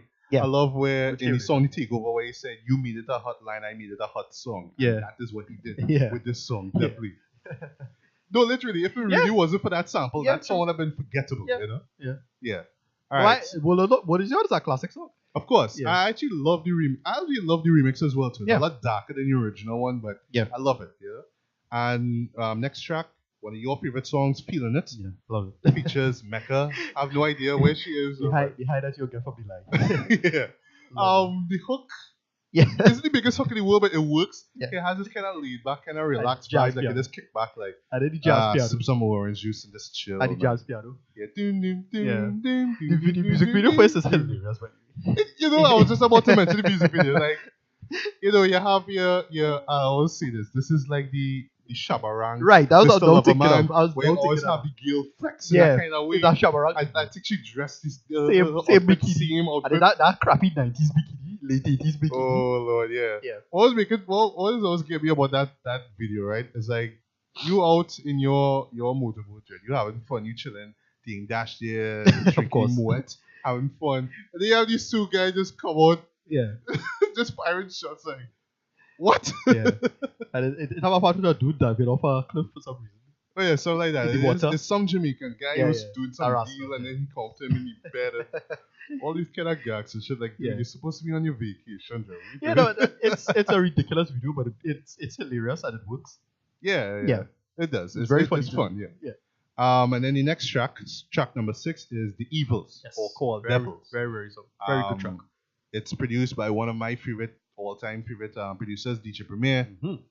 Great with boom bap production. In this case, you get that, but I love the moody instrumental, and I think he used a gospel record to get that doom doom doom Yeah. doom doom doom doom doom doom that plays all through. And I love the samples that he uses. He uses both Snoop Dogg's "Murder Was the Case He Gave Yeah. Me" with the "Dear Mhm. God, I wonder if you see Yeah. me," and then A lot of Prodigy samples. A lot of from, samples of this. Surprising. yeah, Big and then sample. Prodigy from his contribution to the El Cool J track, I Yeah. Shut Your remix, Yeah. where he says Illuminati got my mind, soul, In and my my body. body. Secret society trying to get onto me, whatever. Yeah. Yeah. And I love how he scratches those in the chorus. Yeah. But in this track, he just really Jay just goes deep and dark into the old evils of the Yeah. pursuit of money. And you know, he really has this, I don't want to call it nihilistic, but it's just like, you know what, this is just how it is. My mind is just messed up right now. Yeah. My mind is warped right now. I don't even know what's going on. And one thing I didn't want to mention it in the review, but I might as well. This was one of the tracks that, like, I don't know if you're familiar, like in the 2000 leading up to now, a lot of Illuminati conspiracy theorists Conspiracy always like to theories. point figures and say, yes, This track, he's talking about, Yeah. it's about devils and all Of about course, that yeah. kind of stuff, because the lyrics, you know. Usual So, stuff, yeah. yeah, so he says lines like, I don't pray to God, I pray to God. Right. And even the last line, which I love, and even if Jehovah Witness, bet he never testified. Right. So, you know, a lot of those conspiracy theorists like to Of twist it course. around and say, well, you know, Yeah, he's this is what you promoting look at. this and all that. But thoughts on those people, just quickly. I know you could go long about it, but you know, Can't, look, you can't do anything about that. My attitude is that if he wasn't popular, you would have never hear that. I That's why totally agree. it's something that's come after the fact. It's one of those where it's called post hoc reasoning. Yeah. I don't waste my time thinking about it, because like if I sure it had to take for somebody like Tech9. Oh yeah, How yeah, come people don't jump on Tech9? yeah. I I think remember he Tech9 is said, he said something And Tech9 is like way Yeah. over the line. way with over that the stuff. line when it comes to that kind of Yeah, thing. stuff by that standard. Yeah. So I don't waste my time thinking about it. It's just Jay-Z popular, so that stuff will get popular. That's what it is. Exactly. If Jay-Z wasn't popular and Tech9 was super popular, people would be like, "Hey, Tech9 is super evil." Yeah, ban Tech9. Don't listen to Tech9 Right, music. exactly. Tech9 not that popular, even though he's a rapper I love. Yeah, he's one of the most. He's underrated though. Like, No, yeah, no, after all these years, he's fantastic still rapper. underrated though. Yeah, he has his really rapid fire But flow. as you, well. you get why. You know how I see. Okay, so here's how I see this stuff. In just only, I was thinking about it the other day with somebody else. I was listening to Future's latest album. This is Purple Rain. Oh, that was right. Not a big feature fan, but Right. I like but I like his track Wicked now. right. And a lot of people, I was watching the video for Wicked, and it lead me to think, oh well, watching the video for Wicked is very heavily designed by that crappy Beyonce card. It's shot similarly with Yeah. the flashing light stuff, strobe Uh-huh. light stuff. And then I was thinking, why does that? Oh, I was thinking, when you get into the whole Illuminati stuff, why people think like this, it may have people who will embrace it. You're like Tech9. Yeah. And I can't help but think of syncretic religions. So you have a bunch of black people in Trinidad who calling themselves Christian, but they're really still phobia. Yeah. That religion, and it's that squaring of things. Now. Mhm. It's the religion is African stuff, and that's what I think Tech9 is coming from. It's him embracing African stuff, and a lot of religions is very emotional. Yeah. Is it not? I thought you were going to say there's a culture. very, very oh gosh, I thought you were going No, to there's a comparison to England. No, right. No, but there's a emotional, social aspect to religion. Yeah. So you can't just up and say, well, this religion got spread all over the world because of this. No, it have a reason why religions spread the way they do. It's not because of the claims of the religions, but they do Yeah. with music and culture and all this stuff. And the Africa stuff, which was literally demonized by, you know, Christianity's history in relatively recent history. So a person saying, well, and that's where I think the conflict comes from. The person saying, yeah, I like this religion that is clear, it's catered to my emotions and culture, but it's because it's literally demonized. Some people might go to the point of saying, well, yeah, okay, I worship the devil. It's not that I actually worship an entity called Satan, is that I'm still holding on to this thing. Yeah. So that's where I think a lot of it kind of comes from. It's justified in that sense. I don't know if Jay-Z is no, I don't that at all because you know he mentions God a lot. It's a spin-off of something in black culture, I think. Yeah. Where we have black Christians who hold on to Christianity hard and say, oh, well, all the old ways was is demon stuff. But then you have people who hold on to the old culture.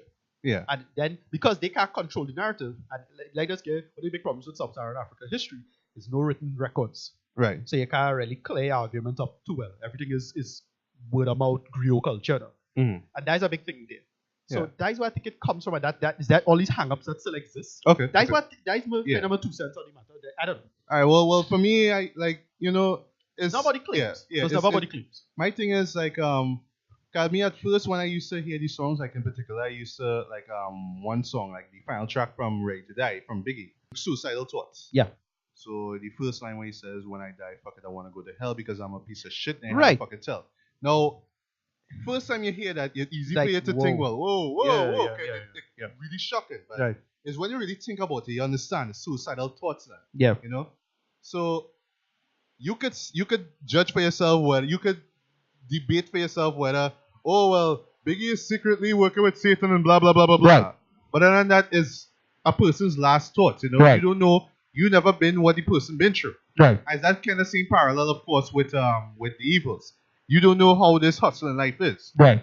It kind of makes you question yourself, your morality, your sanity. Right. So for him to say, well, I don't pray to God, I pray to God, I understand it. It's a smart line. Right. But you shouldn't just read it like, oh, well, he doesn't worship God. It's I also... It's just kind of like nihilistic. It's just really, like, I wouldn't call it shock value, but at the same time, it's just him kind of stressing, this is how money could warp somebody's mind to the point that, yeah, you pray to God, you know? Right.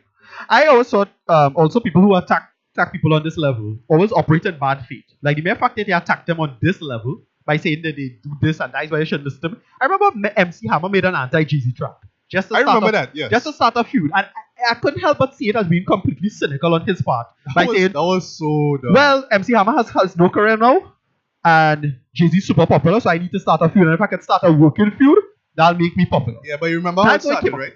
That was from the Empire State of Mind song. So the last verse he says, and Jesus can't save you, life starts when the church ends. Right. It just was that line that threw me off. I never understood what he meant. Right.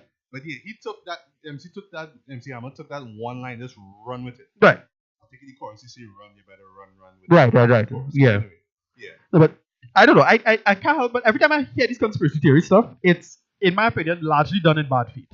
Yeah. In my opinion, it's people just needing to be. It's a parasitism.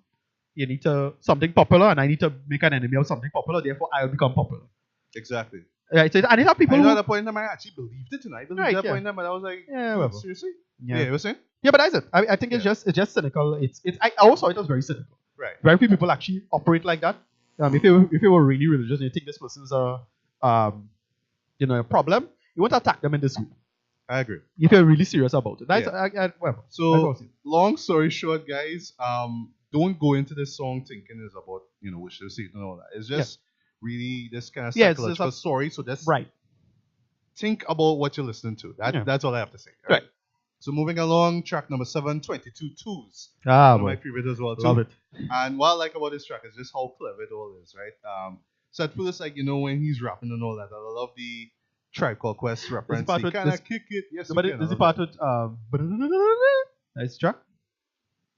Or does he where he begin? Can I kick it? Yeah, yes, you can. That one. In the first verse, he literally says the number 2, 22 times. Right. I counted it with my fingers. Yeah. Yes. Hard. He says 22. He says 22 times. Yeah. I love the instrumental. I'll tell you what the track I'm thinking of.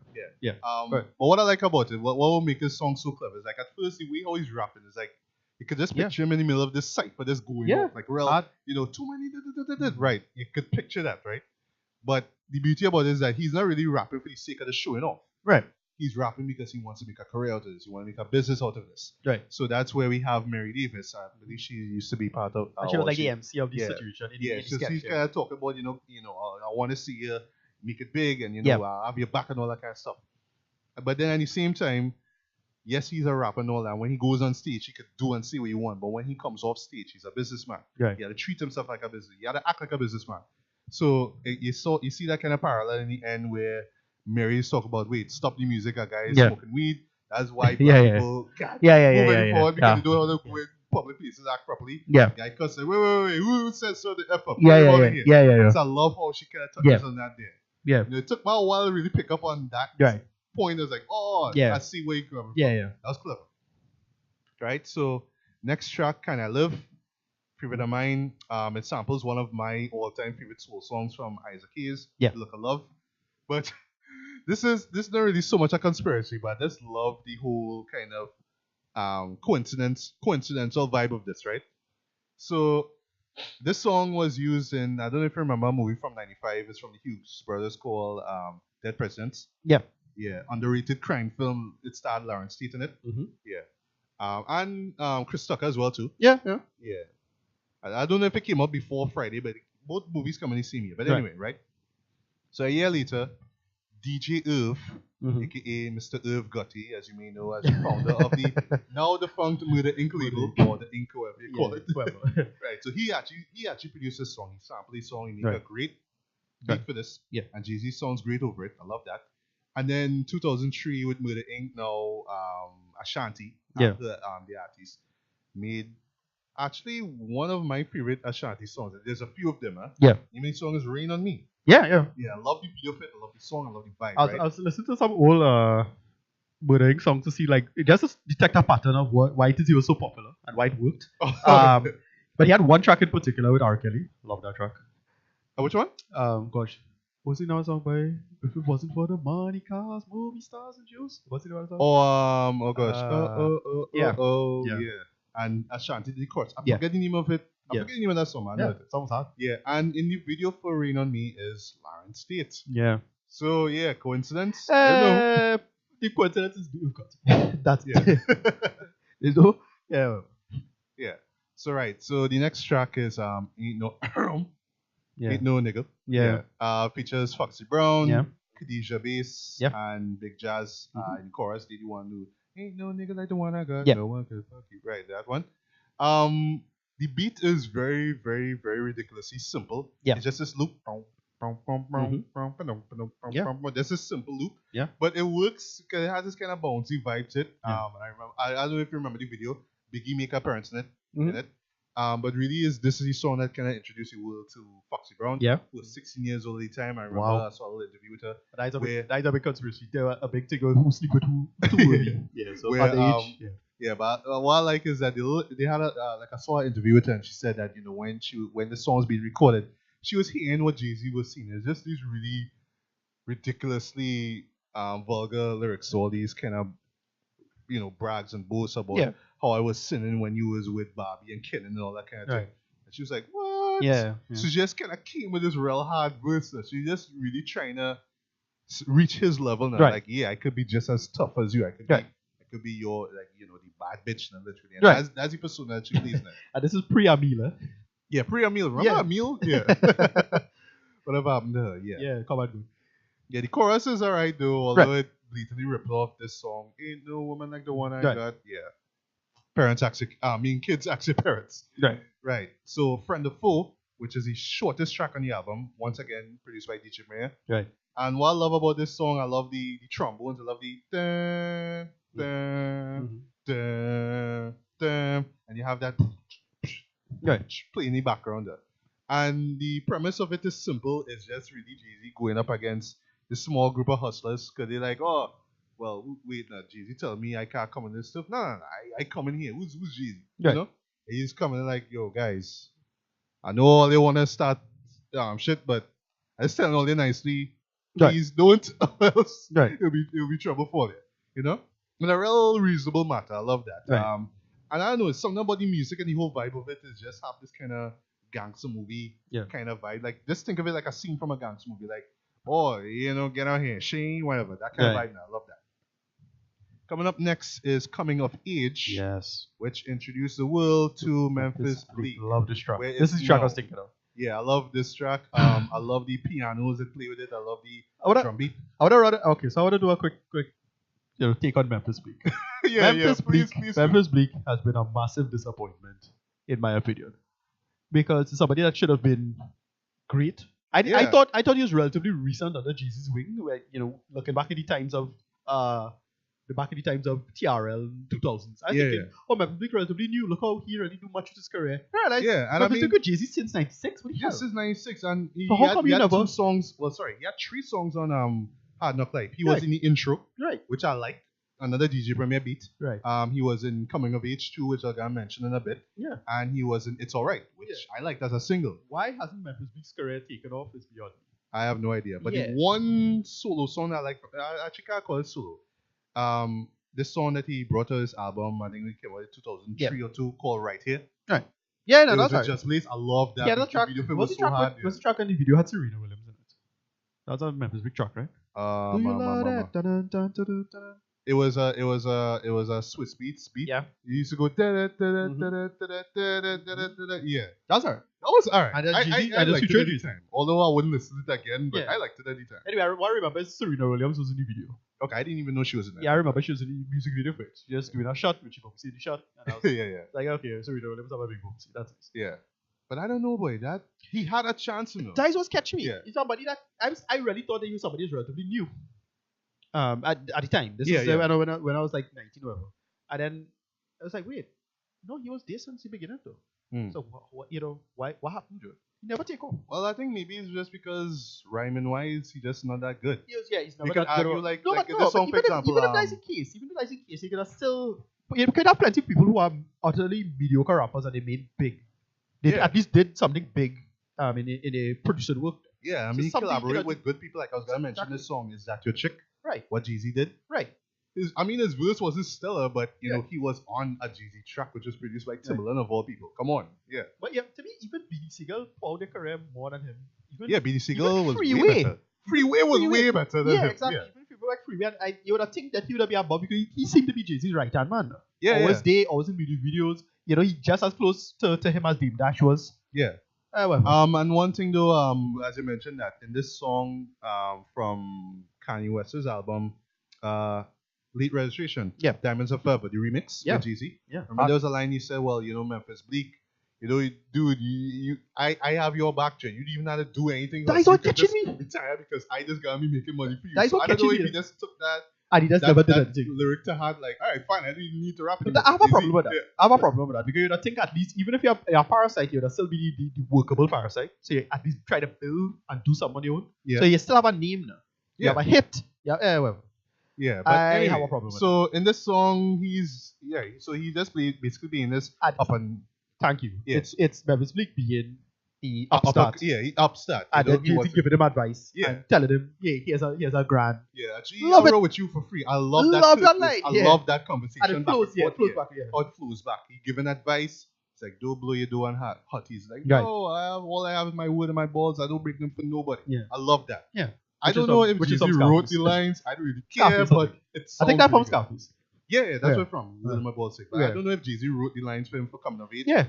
It doesn't matter. It sounds really good, and I love, like I say, I love the beat. Yeah. But I like the sequel fit, which was on Hard Knock Life, the album, where Memphis get real, like he get cockier, he get more aggressive. So like Jeezy pulling up and like, dude, why are you acting so like, fuck you, boy? That kind of way. I love how the beat kind of match that as well. To that kind of, that tension between the two, Yeah. But anyway, mentorship ain't easy. What can I say? Yeah. And now we get to Kashmir Thoughts. Yes. Which, in my opinion, is the weakest track on this album. Okay. Why? Just quite simply because is Jeezy playing a pimp/player, and it kind of doesn't fit the whole hustler drug dealer vibe. It just really felt out of place. Right. The beat is alright, the kind of 70s blaxploitation thing, and lyrically sounds really good. He has a lot of witty lines in it, but just like it felt like a filler track to me. Right. Maybe you like it more than me, but I mean it's good, but just far from great. And now we get to the climax of the album. One of my favorite Jeezy songs ever, Bring It On. Yeah. I love this song so much. It features Source Money, which was a friend of Jeezy's. I don't know whatever happened to him, and his former mentor, now turned non-friend, Jazzo. Yeah, there was a falling out apparently that happened. I'm not really sure what happened, but they're not friends anymore. And it's once again produced by DJ Premier. He brings out probably one of his best beats ever, and everything about the song work. I love the wordplay from each artist, each MC. Sorry, each verse is dedicated to like an MC. So Source Money comes in first. He has one of the best lines ever, where it goes like this: "Say we was garbage, so fuck college. Street knowledge amazing these scholars when we coin freezes for dollars." Yeah. I love that line. And Jay-Z comes in second and Jazzo third. And what I like is that all three sound like hungry in this track. Just spitting bars, just going crazy off of it, over this beat. And then we have the chorus which takes a sample from Fat Joe. Bring it on if you think we should let me do my thing. I love that. That's probably one of my top 10 Jay-Z songs. I don't know about you. Yeah. But yeah, I love this song. And to close things off, we have Regrets. Another favorite of mine. Message is simple. In order to survive, gotta learn to live with regrets. I love that. Right. Simple message. And in his case, he's just talking about, the ups and downs of, his hustling career. Right. And, just the mistakes and the situations, the bad situations that he was in. And just the promises that he made to himself and to his friends, to be a better man, to move past the bad things, to move on, And it's something that we could kind of all relate to. I mean, we don't have to sell drugs to understand that. It's simple, we all go through bad things in our lives, but it's just a matter of learning to deal with them and learning from them and moving on. And, So definitely a perfect way to end this album. So in closing, what more can I say? I mean, Jay-Z had a lot of great albums after this, which is seen a lot. Right. I know, like say a man like Nas, for example, everybody thought that he would have something greater than Illmatic, but that never happened. Ironically, he just never could touch it. Although I thought he closed it like he had Stillmatic, which was good, but I love it, but it's not as great as Illmatic. Yeah, I could say the same thing for Hip Hop is Dead, which is another favorite album. Right, mine from Nas. I agree. Yeah. And with Jay-Z, I wouldn't say Volume 2 Hard Knock Life is a favorite of mine. Right. I like it. Right. But you could say Blueprints. Blueprint 1, yeah. What's Blueprint the other 1. one? Yeah, Blueprint 1 for sure. You could say Black Album. We could say American Gangster, which I say was the last great. Yeah, I'll say no. To me, if there's only one album to compare to the first album, it's really Blueprint 1. Yeah. That's the only album I think punk for punk could hold up. Lyric-wise, production-wise. Production-wise, yeah. Blueprint 2 could have been that, but he made it was just too much filler, too much right. single That was the mistake of that album. It should have been a double album. If it was a single album and he took the tracks I liked that was the best tracks. Now here's the thing. He did Blueprint 2.1. Yeah. Which was he basically addressed that same critique by making it a single album. And then picking all the best tracks. But the thing is, some of the tracks he picked wasn't the best tracks. It still had really good tracks that he didn't pick. Right. But that 2.1. So the 2.1 is still blah. Whatever. For me, but even if he did that, it still would have held up versus Blueprint 1. Blueprint was still better. Yeah. So but for me, I still say that Reasonable Doubt is his best album. Yes. In my opinion, currently number 5 in my best albums of all time. Yes, I have a list. And ironically, all of my top 5 is like East Coast albums. So 5 is Reasonable Doubt. 4 is Notorious B.I.G.'s Ready to Die. Of course. 3rd is Nas's Illmatic. Right. 2 is Wu-Tang's Enter the Wu-Tang 36 Chambers. Love that shit. Mm-hmm. And number 1, of course, is A Tribe Called Quest Midnight Marauders. Yeah. I love that album. Yeah. So yeah. But definitely guys, if you haven't listened to Reasonable Doubt, by all means listen to it. Definitely a 5 out of 5 stars. Right. Listen to it before you die. If you are a East Coast hip hop fan, then you need to have this in your collection. If not, do it. Why? Yeah. And even if you're not a Jay-Z fan, by all means, give this one a listen. You won't be disappointed by it. Yeah. So that's my vocal review of Reasonable Doubt. Yes. So we could get back to other things. Oh, you have any? No, this album's amazing. And any favorites of yours? In what? On the album, any? No, I don't talk about them already. Yeah. Of course, feeling it. Right. And favorite lines. Track with Memphis Bleak. You cover everything. Okay. You're pretty much covered. Sweet. Right. So music wise, you covered that. Right. So now we could get. I feel to listen to this later today. Yeah. We have to just cover a quick. We kind of forgot. We did something in hip hop that was kind of important this week. Yes, we which got is our first teaser, for All Eyez on Me. Yes. Which came out on the on Tupac's would have been his 44th or 45th birthday. Probably, yeah. Yeah. So we got it. Yeah. I saw from it. what I understand, if I know correctly, Kendrick Lamar's birthday is close or the same day? Or It was one day the off? day after. Day after, right. Day after. Okay, His birthday was a Friday. Right. And Tupac was Thursday. Right, okay. If I'm not mistaken. Thursday or Wednesday. But Right. yeah. Kendrick was Friday. Nice. Right. So All Eyez on Me. Well, yeah, this. All right. What I like is that it didn't really show us too much to give us idea of what to expect. You saw the crowd, the Tupac. Yeah. Saw the shootless Tupac come out on stage. Yeah. We got that. We got the I Can't Deny It, which was from Ambitious as a writer. That song. We got little snippets of what to expect, narrative wise, but we didn't really get a full story. With they show his mother, they show things. Yeah. But then they show him himself, and the way they edit the trailer as if, well, the reveal is going to be so impressive. Yeah. That look like Tupac, and the guy looks like Tupac. Yeah, he does. Quite impressive. So when they make the joke, they say, well, no, Tupac's still alive, and he actually started this movie. Oh gosh. Yeah. Really?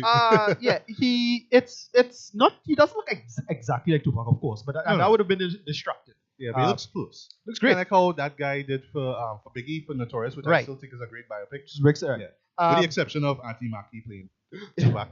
Just terrible. But it was like a last minute effort. Yeah, it did. But the guy they got for Tupac in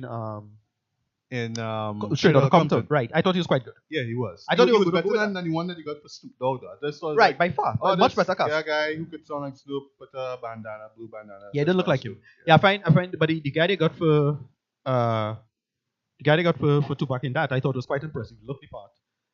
And I thought they were going to use him for the Tupac movie. Because in my head, I was thinking the easiest route is to do the running joke is the West Coast Cinematic Universe stuff. Yeah, that's the best way to call it. Every rapper you do, that's gonna link it to this world. Yeah, I remember you talked about it for our review of Straight Outta Compton. Exactly. They should set that up. They should set that up. Cinematic universe. So you tell everybody story. It's the same world, it's that same universe, same narrative. So it's still told. They're not sure if Gary you're gonna do all of them. Don't think so. But the point is, they're gonna link all of them. That's not going to happen with this. Still looks damn good. Yeah, I'm not sure who's the the studio behind this. Right. I thought it was going to be Universal. Right. Thinking West Coast Cinematic Universe, and Universal did Straight Outta Compton. Yeah. But I'm not sure. We just got this trailer. No, maybe I didn't see it. I don't know if it's 20th Century Fox. I'm not sure. I'll have to check it out. But yeah, from what I see, looks very promising. But all I have to say, there's a lot riding on this because we've been waiting for years for this. Yeah. Even before the announcement came out for Straight Outta Compton, we were hearing about a Tupac biopic for years, and then we got we got Notorious, which I say I really enjoyed. We were still waiting for the Tupac. Yeah, we're getting it. Even 50 Cent game movie. Yeah, I mean, Get Rich or Die Trying, which was Ferrari F50, which no one calls. Yeah. Yeah. I want to be a gangster, Grandpa. Yeah, but this trailer was solid. He looked the part. They really try to sell it on the fact that they have Tupac. The guy looking like Tupac. Yeah. That the whole trailer was set up and edited that way. So, and I like how they kind of linking that. Okay, we're going to lead up to, of course, the murder. Yes. Still unsolved. Right. Murder. They're gonna reference that. They probably might go into the quote unquote conspiracy theory that Suge Knight was involved. All of that. But I wonder if narratively they're gonna do like what Notorious did, where it starts off with the shooting, right? Then flip it back when he was young and grew up, and how you get into rapping, and then end the same way it started. Anyway, we'll see it when we see it. I have high hopes with this one because it looks genuinely very competent. It doesn't look brilliant, but it looks competent. Yeah. But yeah, I think it will be good. Maybe not as great. I'm hoping it'll be just as great or greater than Straight Outta Compton. Right, actually, I wanted to be on that level. Yes. So, and it's only that's how good you could get with music biopics. You can't really get above that, in my opinion. That's true, but I think it's just at the end of the day is really doing the artist justice. Right, that's about it. Yeah. Right. So that's it. To get yourself. Right. So we just have a couple more movies to talk about. Yeah. That being Conjuring 2. Yes. And Finding Dory. Yes. Yeah, so I saw Conjuring 2. Unfortunately, you didn't. Yeah, you have a thing against horror movies. I couldn't find the time. Nothing against Conjuring 2 in general, but I couldn't find the time to find Conjuring 2 because the first one was okay. Yeah, I actually enjoyed the first Conjuring movie. It's one of the few horror movies I remember actually going to theaters to see. Yeah. Yeah, and yeah, I was creeped out by it. Right. I actually watched it again while on the small screen. Again, creeped out by it. Yeah. One complaint that I made, well, I actually did a written review of it on my blog. Right. Was that some of these scares, especially in the first half of it, were spoiled in the trailer. Right. But the second half, do, especially the third act. Yeah. My goodness, Yeah. scary as shit. Yeah. And then again, I'm a guy, like, I hate seeing exorcisms on screen. So Right. that little exorcism scene scared the shit out of me. Totally. But one thing about the Conjuring that this is the one that had amazing. wait, the first Conjuring had the spin-off of Annabelle, right? Yeah, Annabelle came out a year after that. Right. I wanted to see Annabelle, never saw it. I heard it was Not terrible. even gonna bother to see. Yeah. But one thing with Conjuring that made it amazing is that, in today's world with horror movies, something like this would have been easily rated PG-13, but this Right. one was rated R, Right. simply for scary. Yeah, for I how heard that. scary I it heard was. that. Yeah, I remember I that was was a like, big selling what? point. Yeah, I remember that was a big selling point. Yeah, there was no like graphic language, no F-bombs, nothing like Yeah, that. yeah. No I heard that, yeah. nudity or nothing like that. It was just rated R just for how scary it was. And I saw it like after seeing it again, like, Right. yeah, well deserved, Yeah. But just something like that was just amazing, But you thought that the first one was alright? Yeah, I thought it was a solid. Again, for horror movies, I didn't go to see it in theaters. Saw it after. Cable, I think. Okay. Yeah, and I was like, oh, this was actually pretty good. Yeah. Yeah. Once again, Usually, I have a massive bias against horror movies. Yeah. Mostly because most horror movies, the characters need to be stupid. yeah. And Move the it's story really along, overdone. so they have to open that door. It's they an have extra, to get off and of bed it's an extra level of stupid. But this franchise made itself work in that sense. Yeah. Well, they have to do the quote unquote plausible stuff, and if it's real and based on true story stuff, which is largely nonsense. And that was always the kind of running gimmick with this one. Right. I know, like the first one, based on a true story, based on the actual characters of Ed and Lorraine Warren, who are real life paranormal investigators. Right. So the first one touched on a case that they handled in 1971, where this family moved into this house in Rhode Island. There were a lot of weird stuff that took place, and basically they're seeing ghosts, they're hearing noises and stuff in the night. So they come in, they investigate. They have the little equipment. They have these two guys. One guy handles like the equipment, like camera work and stuff. And there was like this one shot where you actually saw like this sort of 8mm kind of footage. It made it look really 8mm footage. Yeah. And what I really liked about this movie is that it really felt, the first Conjuring I should say, it really felt like you're watching a legit 70s horror movie. Right. Even right down to like the opening credits where you saw the little opening disclaimer and the text comes up in like bright yellow letters. Really felt like, I was like watching The Omen or something like that. I think The Omen or the second Omen film did that, And yes, they were playing off the whole, based on a true story. So and of course maybe this to happened, maybe it didn't happen, maybe they exaggerate this. I'm not right. too sure. Of course, So you that have was to, a gimmick. and of course you have to reference the Catholic Church in some way, shape, or form. Of course, because when they realize, there's a demon, you have to consult the church. Right. Okay, we need a priest.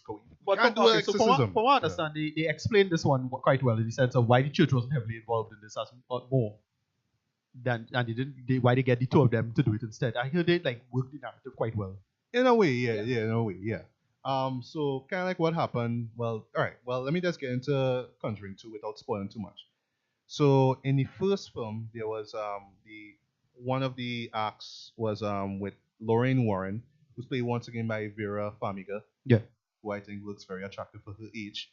Yeah, she's one of those aging beautifully kind of woman. Right. That's just my opinion. Exactly. Right. So there was this whole thing where she didn't want to be involved in an exorcism again because there was a prior case that took place before the whole Rhode Island thing where a guy was being possessed and they were trying to do this exorcism. And she saw these very frightening images and it just scarred her. So she just didn't want to be involved in anything exorcism. But because of what happened at the end of the first Conjuring, it's like, well, they couldn't really get the priest in time because of what was going on. So Ed, played by Patrick Wilson, had to do the exorcism by himself. But in this case, it's because they're married. It's like, all right, I'll be there to help you. I know I have to face my fear. So it's really that whole face. Fear. That's like the main theme of the Conjuring. It's always about confronting one's fears. I love that. So in this case, with the second film, there was the Amityville. There's the situation in Amityville. I think it has to do with the actual case that inspired, of course, the Amityville Horror. Right. The classic 1979 movie, although I thought, in retrospect, it's kind of Yeah. And the remake, overrated. Didn't care for it. Overrated. So, overrated. Yeah, she was once again affected by it, like terribly. And because of that, it became like this whole media circus. Like they were on the news because it basically was kind of like a failure, like it didn't work. Right. Just them trying to find out what went on. It just one thing led to another, and they were on the headlines or whatnot. Right. So whilst that was going on with the whole issue with Amityville, there was a situation going on in England where this family, well, they're just living there, just living their lives there, and then one day there's these ghosts, all these kind of weird figures that keep showing up. So there's this one girl, it's the Hudson family actually. So this one girl, Janet, played brilliantly by Madison Wolfe. Oh, really? That's her name, yeah. So she starts hearing noises in the night. So her two sisters, and their youngest brother, Yeah. they just keep seeing all these kind of weird images. And apparently, what happened, there was this guy that lived in that house and died there. Like he died on his chair, this kind of sofa, this kind of recliner's chair, and apparently, like he just keeps telling people, "This is my house." He just trying to just scare people, just scare this family out of the house. Right. And what happened? Well, the news reporters got there, and there's this really great scene where you see this actual like news report, like a story, Right. and you see like the whole awkward editing of it. So it's same 8mm as well too. So like they have this shot where these two policemen, well, a policeman and a policewoman were there, and they kind of investigated the place as well too. They saw the freaky shit. They saw they actually show just a chair move just from left to right, and they got freaked out. Right. So you see them like walking into the frame, and then afterwards you just see them cut to like them inside being interviewed. There. So it's kind of weird. So but it's kind of played for laughs, but at the same time they don't really linger on the laughs so much because of course the horror movie, right? So they come in there, and the suddenly the girl is possessed, Janet. She starts talking from the perspective of the old guy who died, and he's talking about, "This is my house. Yeah. His name is Billy something something something." And then, like I said, you see other images. One creature in particular we see is something called the Crooked Man. Okay. I don't know if it's I think it's this thing we call a zoetrope. So it's this little spinning thing, and you see this little Crooked Man thing move there. All of a sudden, he just comes alive, and he says this poem about the Crooked Man. Right. So because of how the news spin on it, they said, well, okay, well, we can't solve this by ourselves. So the church now, well, at least the same priest from the last film gets in touch with Ed and Lorraine. It's like, they have this situation here in England. We need you guys to go there and investigate this. I know what's going on with the whole Amityville thing, but we can't really do it because XYZ. Right. But we need you guys there. So they go there. Of course, it's basically like a retread of what happened with the first film. But of course, once again, it's about Lorraine having to confront her fears because she is seeing an image as well too of this kind of freaky dead woman. Right. And she was seeing it at her home as well too, and she had this kind of strange feeling that it was going to affect her family. But actually, what it was is that during the whole Amityville thing, that was the image that she showed. That was the image that freaked her out and thought was going to kill her husband. So it's all these kind of emotional stuff going on whilst they're trying to investigate this ghost and stop it and all that. And that's what Conjuring 2 is about. So review wise, I thought it was a very decent follow up to the first film. One thing though you could tell is a bigger budget, so bigger effects, bigger sound design. The sound design is still on point. The jump scares are there, and what I like especially from their James Wan being the director again. Yeah.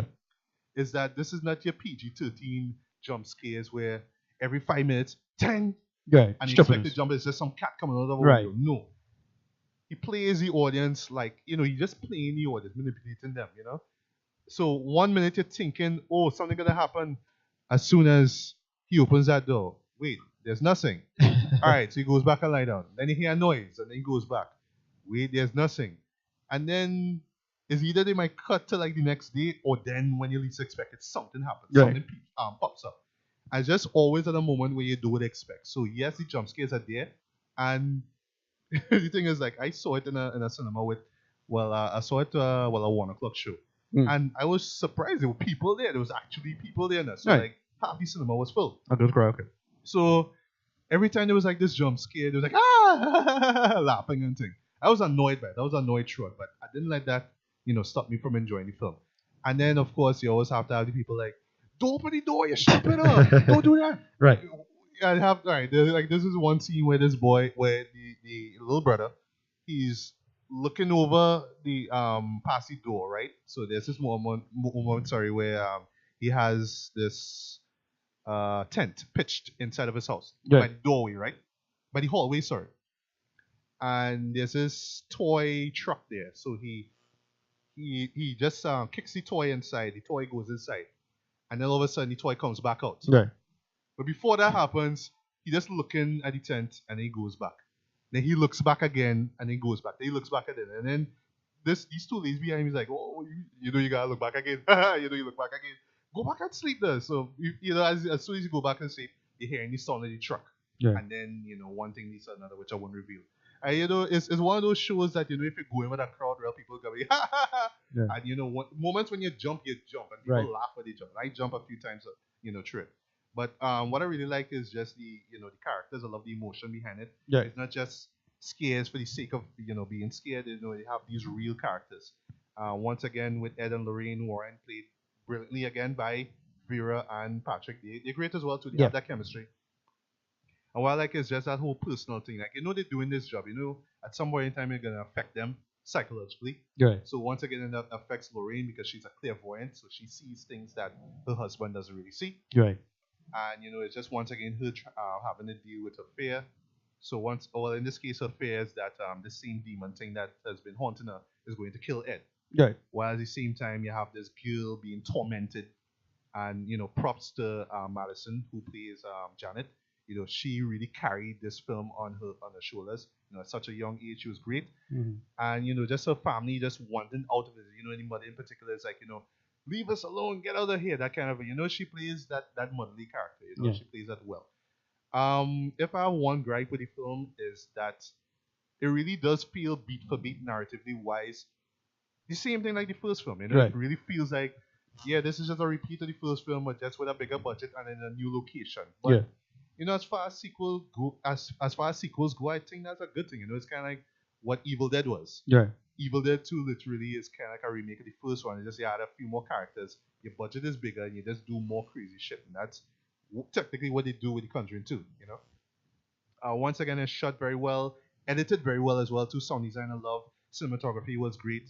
The music was same guy who did the music as well for the first one was on point. Other than that. Really great horror film, and one of the few horror sequels that I could say is just as good, if not better, than the original. So I would give this one a light 4 out of 5 stars. Definitely see it in big screen. Okay. If you could stomach being around people who laugh and giggle when they get scared or whatever. Right. If you could just stomach through it, then you'll enjoy it. Or if you want to, you could just wait till it comes out on home media. You could watch it in the privacy of your own home in the dark, and when you jump, it's like, yeah, But other than that, great follow-up. I wouldn't say it's actually I could say it's probably probably the best horror movie I've seen this year. Second, of course, to The Witch. Right, The Witch. Yeah. Witch or whatever. Yeah. The Witch. The Witch. Yeah. But like I say, as far as horror sequels go, this is excellent. Yep. Yeah. All right. So speaking of sequels, yeah, let's get into Finding Dory. Sequel. Which was a sequel that everyone was waiting for. Oh yeah, since the first one came out in 2003, it was like, God damn, when we gonna get the sequel, boy? Yeah. 13 years, boy, we now getting it. Wow. Said no one. Yeah. Not sure if this needed a sequel. No, okay, so it did need a sequel. Come on. Before we talk about Finding Dory, we have to talk about Piper. Yes. Piper. Short film that came out, Alright, so every Pixar film, Disney film mostly, has a little short film before it. And Matthew, I'll have to say this is probably the best one I've ever seen. I totally agree. From that Holy opening shot, crap. This was like, amazing. this is the most photorealistic thing I've ever seen for Pixar, period. This is amazing, Jared. It's a short film about a bird having to learn lessons about feeding itself and growing up. Kind of, it's a coming of age tale, but it has to learn in its own way. Yeah, That's it. So these simple message. What type of birds would you do? Seagulls, look right? like seagulls. Yeah, something like that. Yeah. So it's just basically this chick having to face this fear of the ocean. Yeah. The ocean, current coming down. Yeah. And get feed itself basically. Yeah. And But wow. let's just talk about how beautiful this damn thing look. It look amazing. Yeah. So if you were to give a rating on this alone, 5 out of 5. Perfect. it has to. This most likely going to win the Oscar for best animated short. This was actually better than the short that they made last year, which was the one with the 2 volcanoes. No, that was terrible. That's the one that they did for Inside Out. For Inside Out. No, yeah, the one with the volcano, lava. The song, lava. Lava. That was the terrible. song, no, what really made it was the Hated song. lava. The song was kind of like, oh, hated lava. But other than that, it's a terrible pun. I've been seriously too. No, that didn't work. That didn't work at all for me. That was terrible. No, but Pixar almost always had a really good track record when it comes to those little shorts. The one with the clouds, the one with the one with the 2 guys in the band trying to impress the little girl. Right. Had a bunch there of was those. one that I forgot the name of it, where it was about paper. Yeah, the paper planes one. Yeah, great. That was a great one. That was a great one. For what? I think it was for Toy Story 3 or something like that. Yeah. There were a bunch of great ones. The one with the clouds, the one with the thing, had one with the magician. Yeah, that was a great with him and the rabbit. Great. But this was transcendent, Joe. Yeah. This was and what kept me is that ever since Finding Nemo, I saw that Pixar was always trying to perfect the art of how to make water. Yes. Or at least the ocean look good. Yeah. They perfected a little bit more with The Incredibles, especially with how the hair looked when they got wet and whatnot. Yeah. Glossy, but this one, just how the ocean looked. My goodness. This was really impressive. This so blew me away. I did not realistic. expect this to be so damn good. And what I love the depth of field as Yeah, well. yeah. So they got this sense of the shift in focus stuff. Yeah. And so like when they focus on the chick. Yeah, check the camera move and the camera, the movements. My gosh, this was incredible. It blew me away. It looked really, really good. This was impressive. Yeah. So yeah. Although although if one gripe, again one more gripes, is that it was really so much about story as it's just about it kind of give the scenario of you're this photographer. Right. You're just observing this chick doing it. Yeah. That's what it was. Right. But that's why it worked. It had that kind of documentary style, you know, like you're watching a David Attenborough short. That's what it felt like. And you get the sense of the chick, because everything is just, there's no dialogue. Yeah. So it's just beep, beep, beep, yeah, beep, you have beep, a little character with the little crab things, but then that is just really you observing this chick doing this thing. But yeah. So guys, that alone. I know some people like to show up late for films, but definitely not for that. Reach early. Watch a short. Watch that. You will not regret it, guys. That blew me away from the start. Yeah. That alone was worth kind of price. I had to kind of say that a little bit. I asked for a sequel. Yes, as soon as it ended, I asked for a sequel. Whoever working on that had to get a job. You know, the last good one was for me. The one where I think the one for Big Hero 6. That was with the dog. Yes, I remember that. That's a nice little one. Yeah, although I didn't see Big Hero 6 on big screen, but I have the DVD. Right. But the short is there. I love that where you saw this dog over time and eating and stuff. I love that. That was clever. Yeah. That was the last good one I really like, and I was really impressed with that. But this one on next level though. This really blew me away. My goodness. This was wow. Whoever, I don't know, they had to make a movie full. Don't have to be birds, but whatever. They had to do something on that level. Something. Yeah. I don't a short will get a sequel. That'll be like a standalone. But just that tech. They don't need to make a sequel. They have a story to tell. The techniques or whatever it is, but just do that. Because that blew me away. Yeah. Really impressive. Loved it. You want to talk about Finding Nemo for a bit? Do you love Finding Nemo as much as I love it. I was kind of okay. By the time that came out, technically it was impressive, but by the time it came out, I was a little too old for it, so I didn't care as much as other people. Oh. I thought people loved it a little too much. Right. But it was a product of its time in the sense of it didn't have anything on that level. Pixar wasn't really putting out anything that was truly impressive, like tech-wise. To me, that was their movie that really put them in the stratosphere. Well, there was Monsters Inc., but I never get the sense that Monsters Inc. was truly at that level. Finding Nemo was to be the first really big Pixar. Pixar was. I think Monsters Inc. was just more character. Right, Pixar. Because Pixar blew everybody away with Toy Story. And it's like, they pull off the 3D thing. But it was still the 3D thing. It's like, okay, it's just for the 3D thing. But Toy Story on its own, for me personally, never really get into it as much. Personally. Alright. I like the series. Right. And then, Bug's Life. Okay, now I've never seen A Bug's Life. Right. Believe it or not. Bug's Life was solid, but again, it was still not on that level because it still feel like animation, still feel crappy. Yeah. You know, and then with Finding Nemo, they really tell a story. That's when it really pick up. And this whole galvanizing level of popularity that you have with it, that's the first time Pixar really to me do that. I think I can't say Monsters Inc. was on that level. Yeah, I mean, thinking because it shows a world that we never see before. Right. And then literally under the sea. Yeah, the whole ocean stuff they really pull off. And then, the whole father, the son handicap, blah, blah, blah. Yeah. It's still, my personal, I got into that argument with our first, pseudo episode with Michael. Oh, right. When we talked about Inside Out. What was the best, right? But what was right and it was Inside Out. And what was the best, what people consider the best of the Pixar films we were arguing about. And my personal favorite was Incredibles, yeah. And then I consider Ratatouille pretty high. And I actually we were like, what, Ratatouille? Yeah, and I actually love Ratatouille. But I actually prefer Wall-E more than that. No, Wall-E's Ratatouille built up the end. Ratatouille has that hockey stick level quality.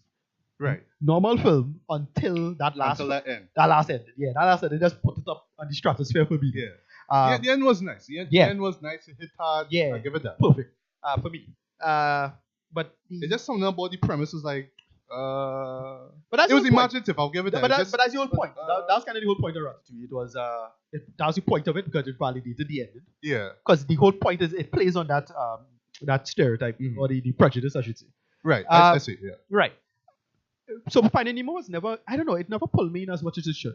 By the way, it's another Father's Day kind of thing. Right. All I would say about Finding Nemo, what really made it work is just the emotion. Right. Like it wasn't entirely this heart-wrenching film. I mean, for me, like I actually watched it over same day before I watched Dory. Right. It really serves as a great adventure movie. Right. It has lots of adventure. I love the pace of it. It Yeah. really feels like one dangerous situation after the next. It really felt like, this is like a legit adventure movie, but it has heart to it. It has soul to it. Especially with the relationship between Marlon, Albert Brooks' character, trying to see how far he would go to find his son. That was the real thing. How it ends is really this heartwarming end. I love that. And the characters as well too. So and it was big, really popular. It actually caused all these bad side effects, unfortunately, because now everybody wants to get clownfish like Nemo. Oh gosh. And it has some like disturbing things if you know how clownfish actually behave in biology. It's like it's kind of creepy. Whatever. Well, I don't know. Yeah. Anyway. The thing with it, so with Finding Dory, they kind of follow up on something, which is the character had a quirk. Yeah. But then you realize, this thing that you were, which is a little. Yeah. So to me, they kind of slap it on a little too much, which is the whole disability stuff. Yeah, like, and they kind of she has short-term memory loss. Right. But the whole thing is the first one's like, with this one like, exactly. It's like, wait, this thing you was laughing at all the time. No. Yeah. Which was a bold move by Pixar. Right. They had to do that because she's the character. You can't just, right. Like you can't just have her like a, like I don't know, like a Rowan Atkinson, Mr. Bean character where he's dumb because it's just you wrote him that way. This yeah. case is like, she has this short-term memory loss, but it's not so much. It's not laughable. It's not as funny as you might think. This film, okay, so it follows up quite well. They get into that's one thing before you get to what it's about. I like how it really feels. It really feels like it just came out like a couple of years after the first one. It really feels like we're back here. I remember I was hearing a couple of people saying, it's a straight to DVD stuff, and I was like, oh hell no. Nah, it's a solid film on its own. No. Solid film on its own. Yeah. It's inferior sequel. I'm gonna be clear here. It's an inferior sequel. I still like it, but it's an inferior sequel. Yeah. We want to get into what it's about? Right. So it's about Dory. I forget what kind of fish she is. He's a yellow-tailed something. Jesus, I forgot the name of the Anyway, she is played by Ellen DeGeneres once again. Yeah. Quite brilliantly. Yeah. Famous. She is Dory, guys. Yes, very, very good voice actor in this. She basically gets a memory of her parents. And then you learn, like snippets actually. Right. And then she kind of feeds back how to find her parents. And the whole idea is that she has to find her parents after how many years. They go into flashbacks of her as a child, when she's young, and then they basically how she gets lost, why she gets lost, because of her short-term memory loss, how the parents can really account. Why and how she got lost, Right. And then how she can account for, how the parents couldn't account for being lost and why she couldn't find them back. Yeah. And years pass, a lot of time pass. And then they get into they explain something quite well. They do it at the end of the film, which is the real strength of this film for me.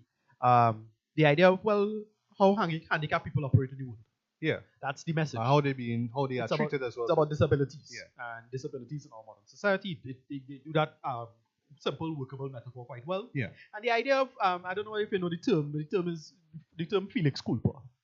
What it means, basically means beautiful accident.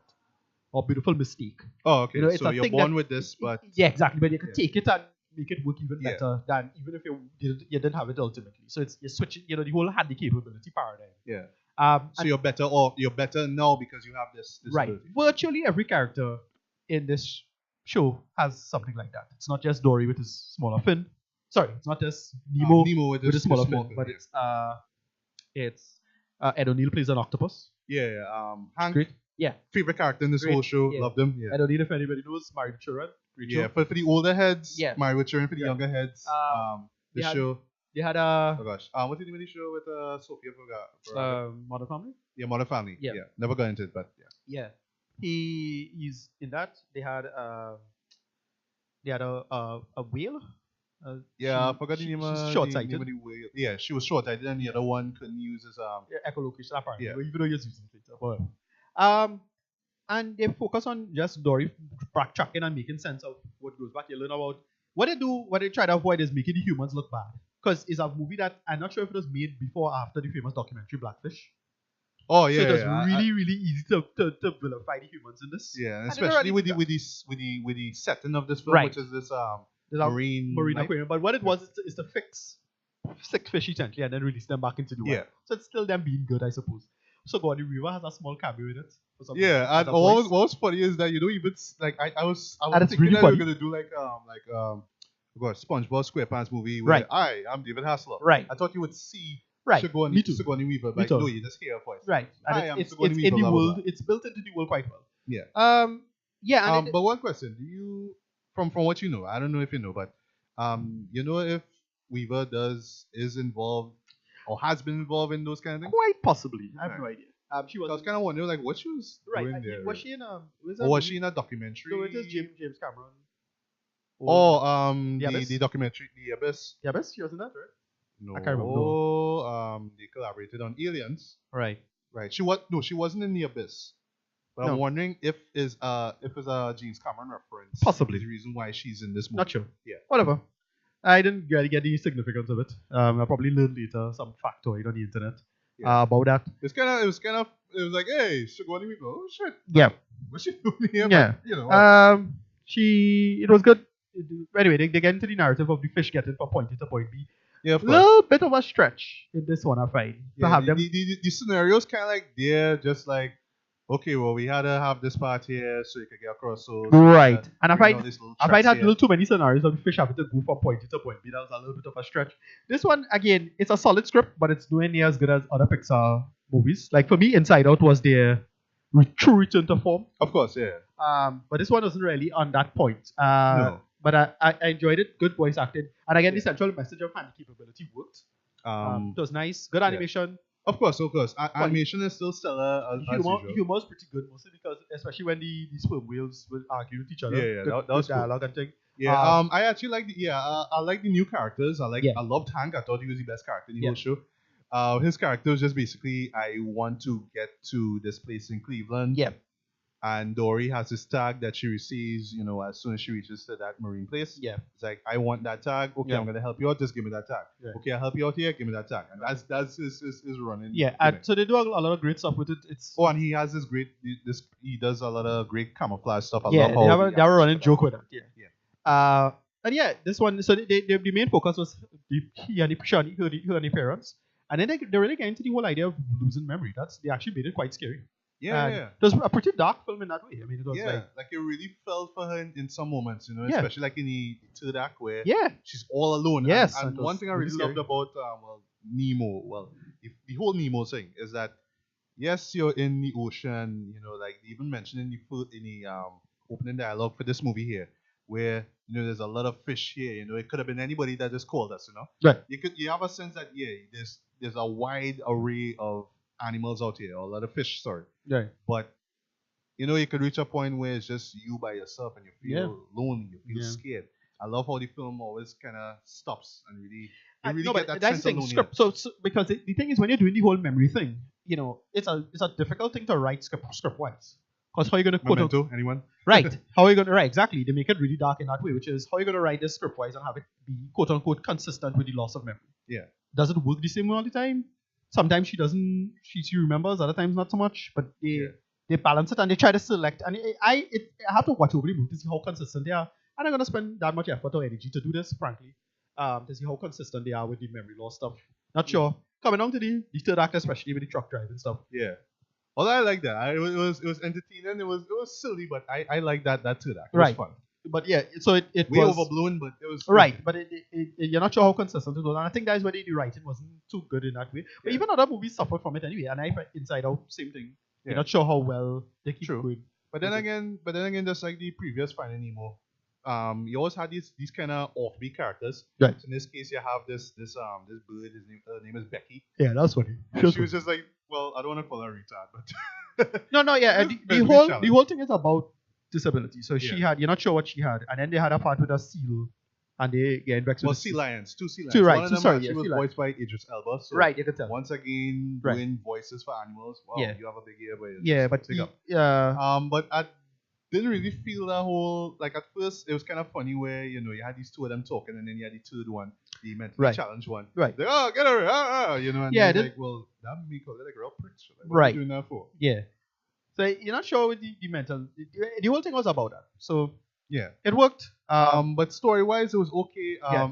Like at first I was wondering, okay, how seeing this film with Dory, like at first when it kind of started, like, all right, this whole narrative with Dory gonna work. Well, I'm not too sure. Yeah. But it's the moment where she got captured, where she's in this new place. Yeah. And she has to get from where she is back home. Yeah. That's when it really started to pick up for me. Like, okay, right, now on with her. Now I want to see how she's gonna get out of this situation. She does she does her best, She gets help, of course, but she figures things out, and when she does, like, wow, Yeah. Like, I love that point when she mentions that octopus have 3 hearts, like, yeah, wow, and then you actually see how she knows it. Like, oh. But that's the thing with her is that you get a sense of her using again the whole taking the advantage of your so-called weakness. Yeah. Because she does general information to make sense of the world, and she does a good job with. They do a good job with that. With the whole, not only is it to do with handy capability, but the idea of randomness and planning.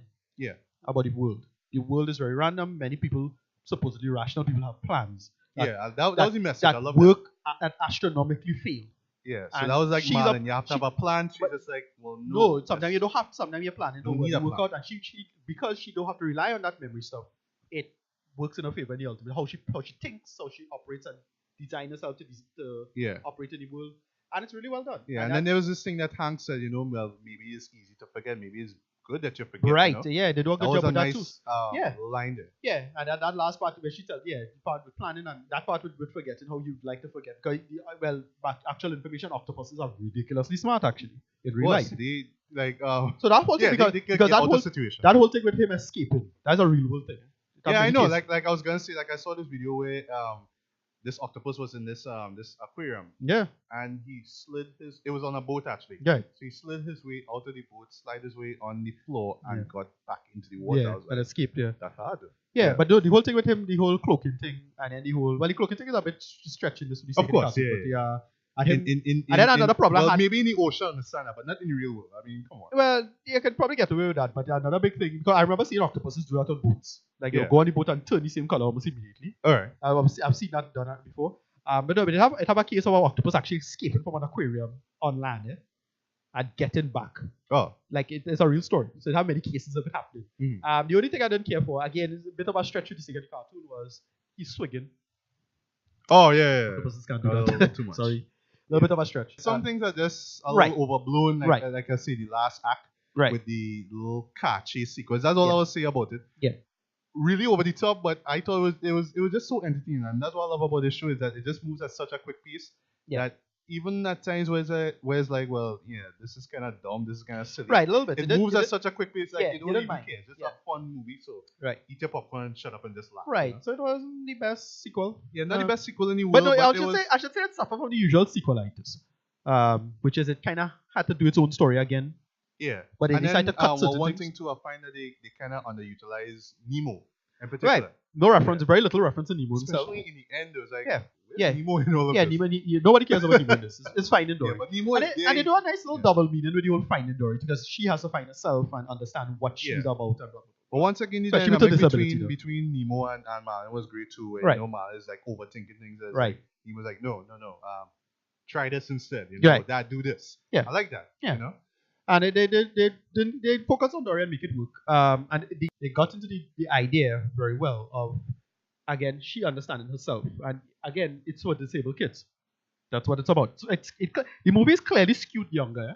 Even though it has its dark moments, it's clearly skewed younger. It's not for, I can't say if you're familiar with Nemo and then you grew up now that you'll like it. It's for people who genuinely don't remember the fight in Nemo. Right. And it's clearly it's trying to be its own thing, even though it's a sequel. I like that. Instead of really using the first film to support it now, like how I could argue Toy Story did. Exactly. Well, you're using nostalgia of the first two, so that's why you love 3. No, it didn't really rely on nostalgia too much. Exactly. I thought they were going to, but me too. They didn't. They did their own thing. I think it's catered for younger disabled kids, and the idea of accepting disability and how to work with that in life. Yeah. You know how people, life sucks in that way. And young kids, look at how you're gonna explain that to little children. Yeah. So the movie does a good job with it. It's a very solid script in my opinion. It's good writing. Not perfect, of course. You're gonna give your reason. The voice acting was great. Yeah. Animation was good. Like I say, it feels just like the first one. It looks just like the first one, which isn't a bad thing. But it kind of gives this impression like, this movie came out literally like if I didn't know this movie came out in 2016, I could have swear this came out like 2-3 years after the right. first Yeah, one. exactly. And it wouldn't have mattered to me. Right, exactly. It was kind of timeless in that way. You're gonna give your rating. Yeah, so for me, I would give this a decent 4 to 5 stars. Right. Definitely see it on big screen. Go early, like I said before, go and see the short film. But definitely you're gonna have fun with it.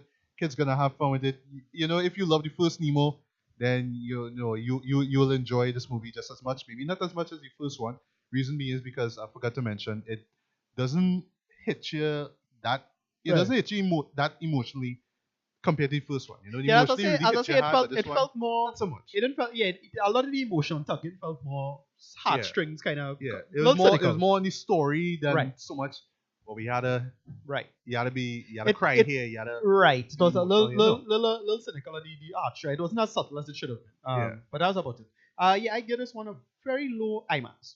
All right. Very low IMAX. Very very high movie tone. It just balancing on that. It's solid. It's worth your time, your money. I actually see myself buying this on Blu-ray. Yeah, exactly. And it's not a straight to DVD movie. It's not like the typical Disney. Far from it. It's not the typical Disney crappy sequels that don't need to be in theaters. I think this one was definitely deserved to be in theaters. It's solid.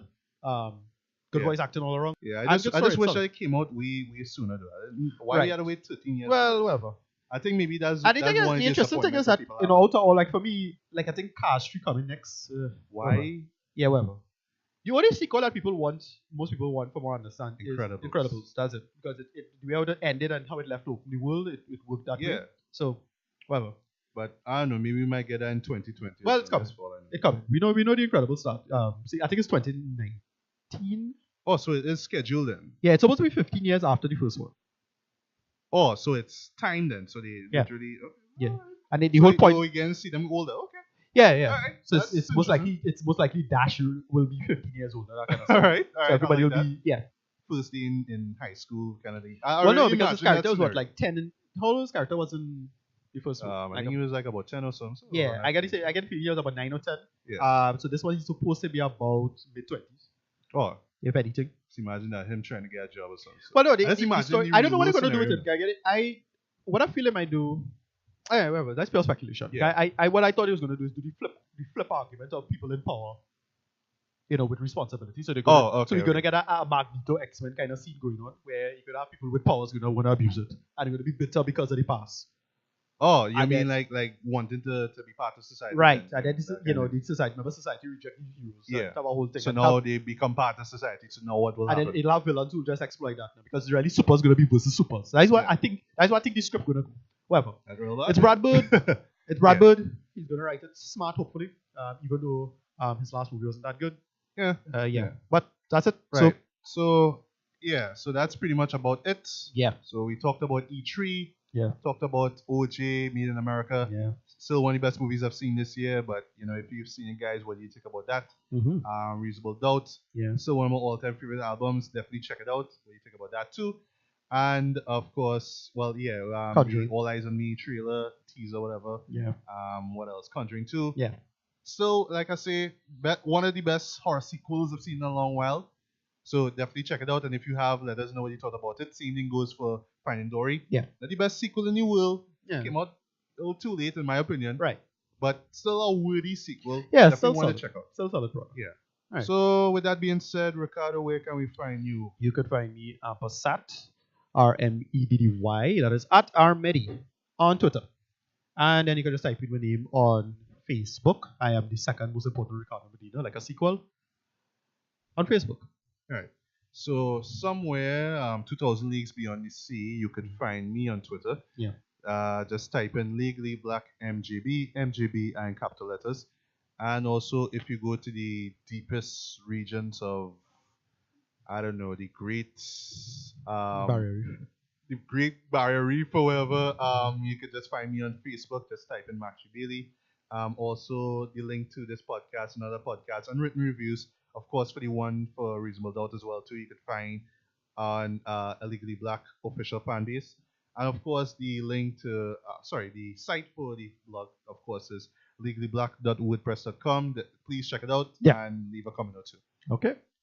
So what else? Anything else to look forward to? Well, we have Independence Day Resurgence. Yeah. Coming out next week. Yeah, and then this broadcast. Right, and then the unfortunate death of Anton Yelchin. Of course, Star Trek Beyond. Yeah, coming out. We're gonna check that out as well too. Once again, rest in peace. Yeah, it's really, really unfortunate and sad. It's very sudden news. But yeah. Yeah.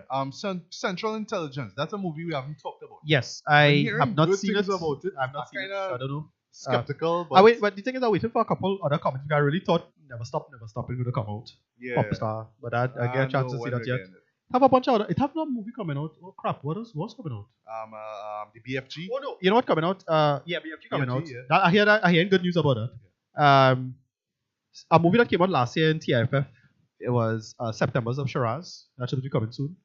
I saw the ad fit on local TV actually, so right. I think it's coming out this week. Right. So I'll make the effort to go see that. All right. What is it about? Like, it's about a Jewish family in Iran. All right. Although they had me at Salma Hayek. Right. Salma Hayek is it? Salma Hayek isn't it? Adrian Brody in it, and this woman who's the husky Iranian woman voice.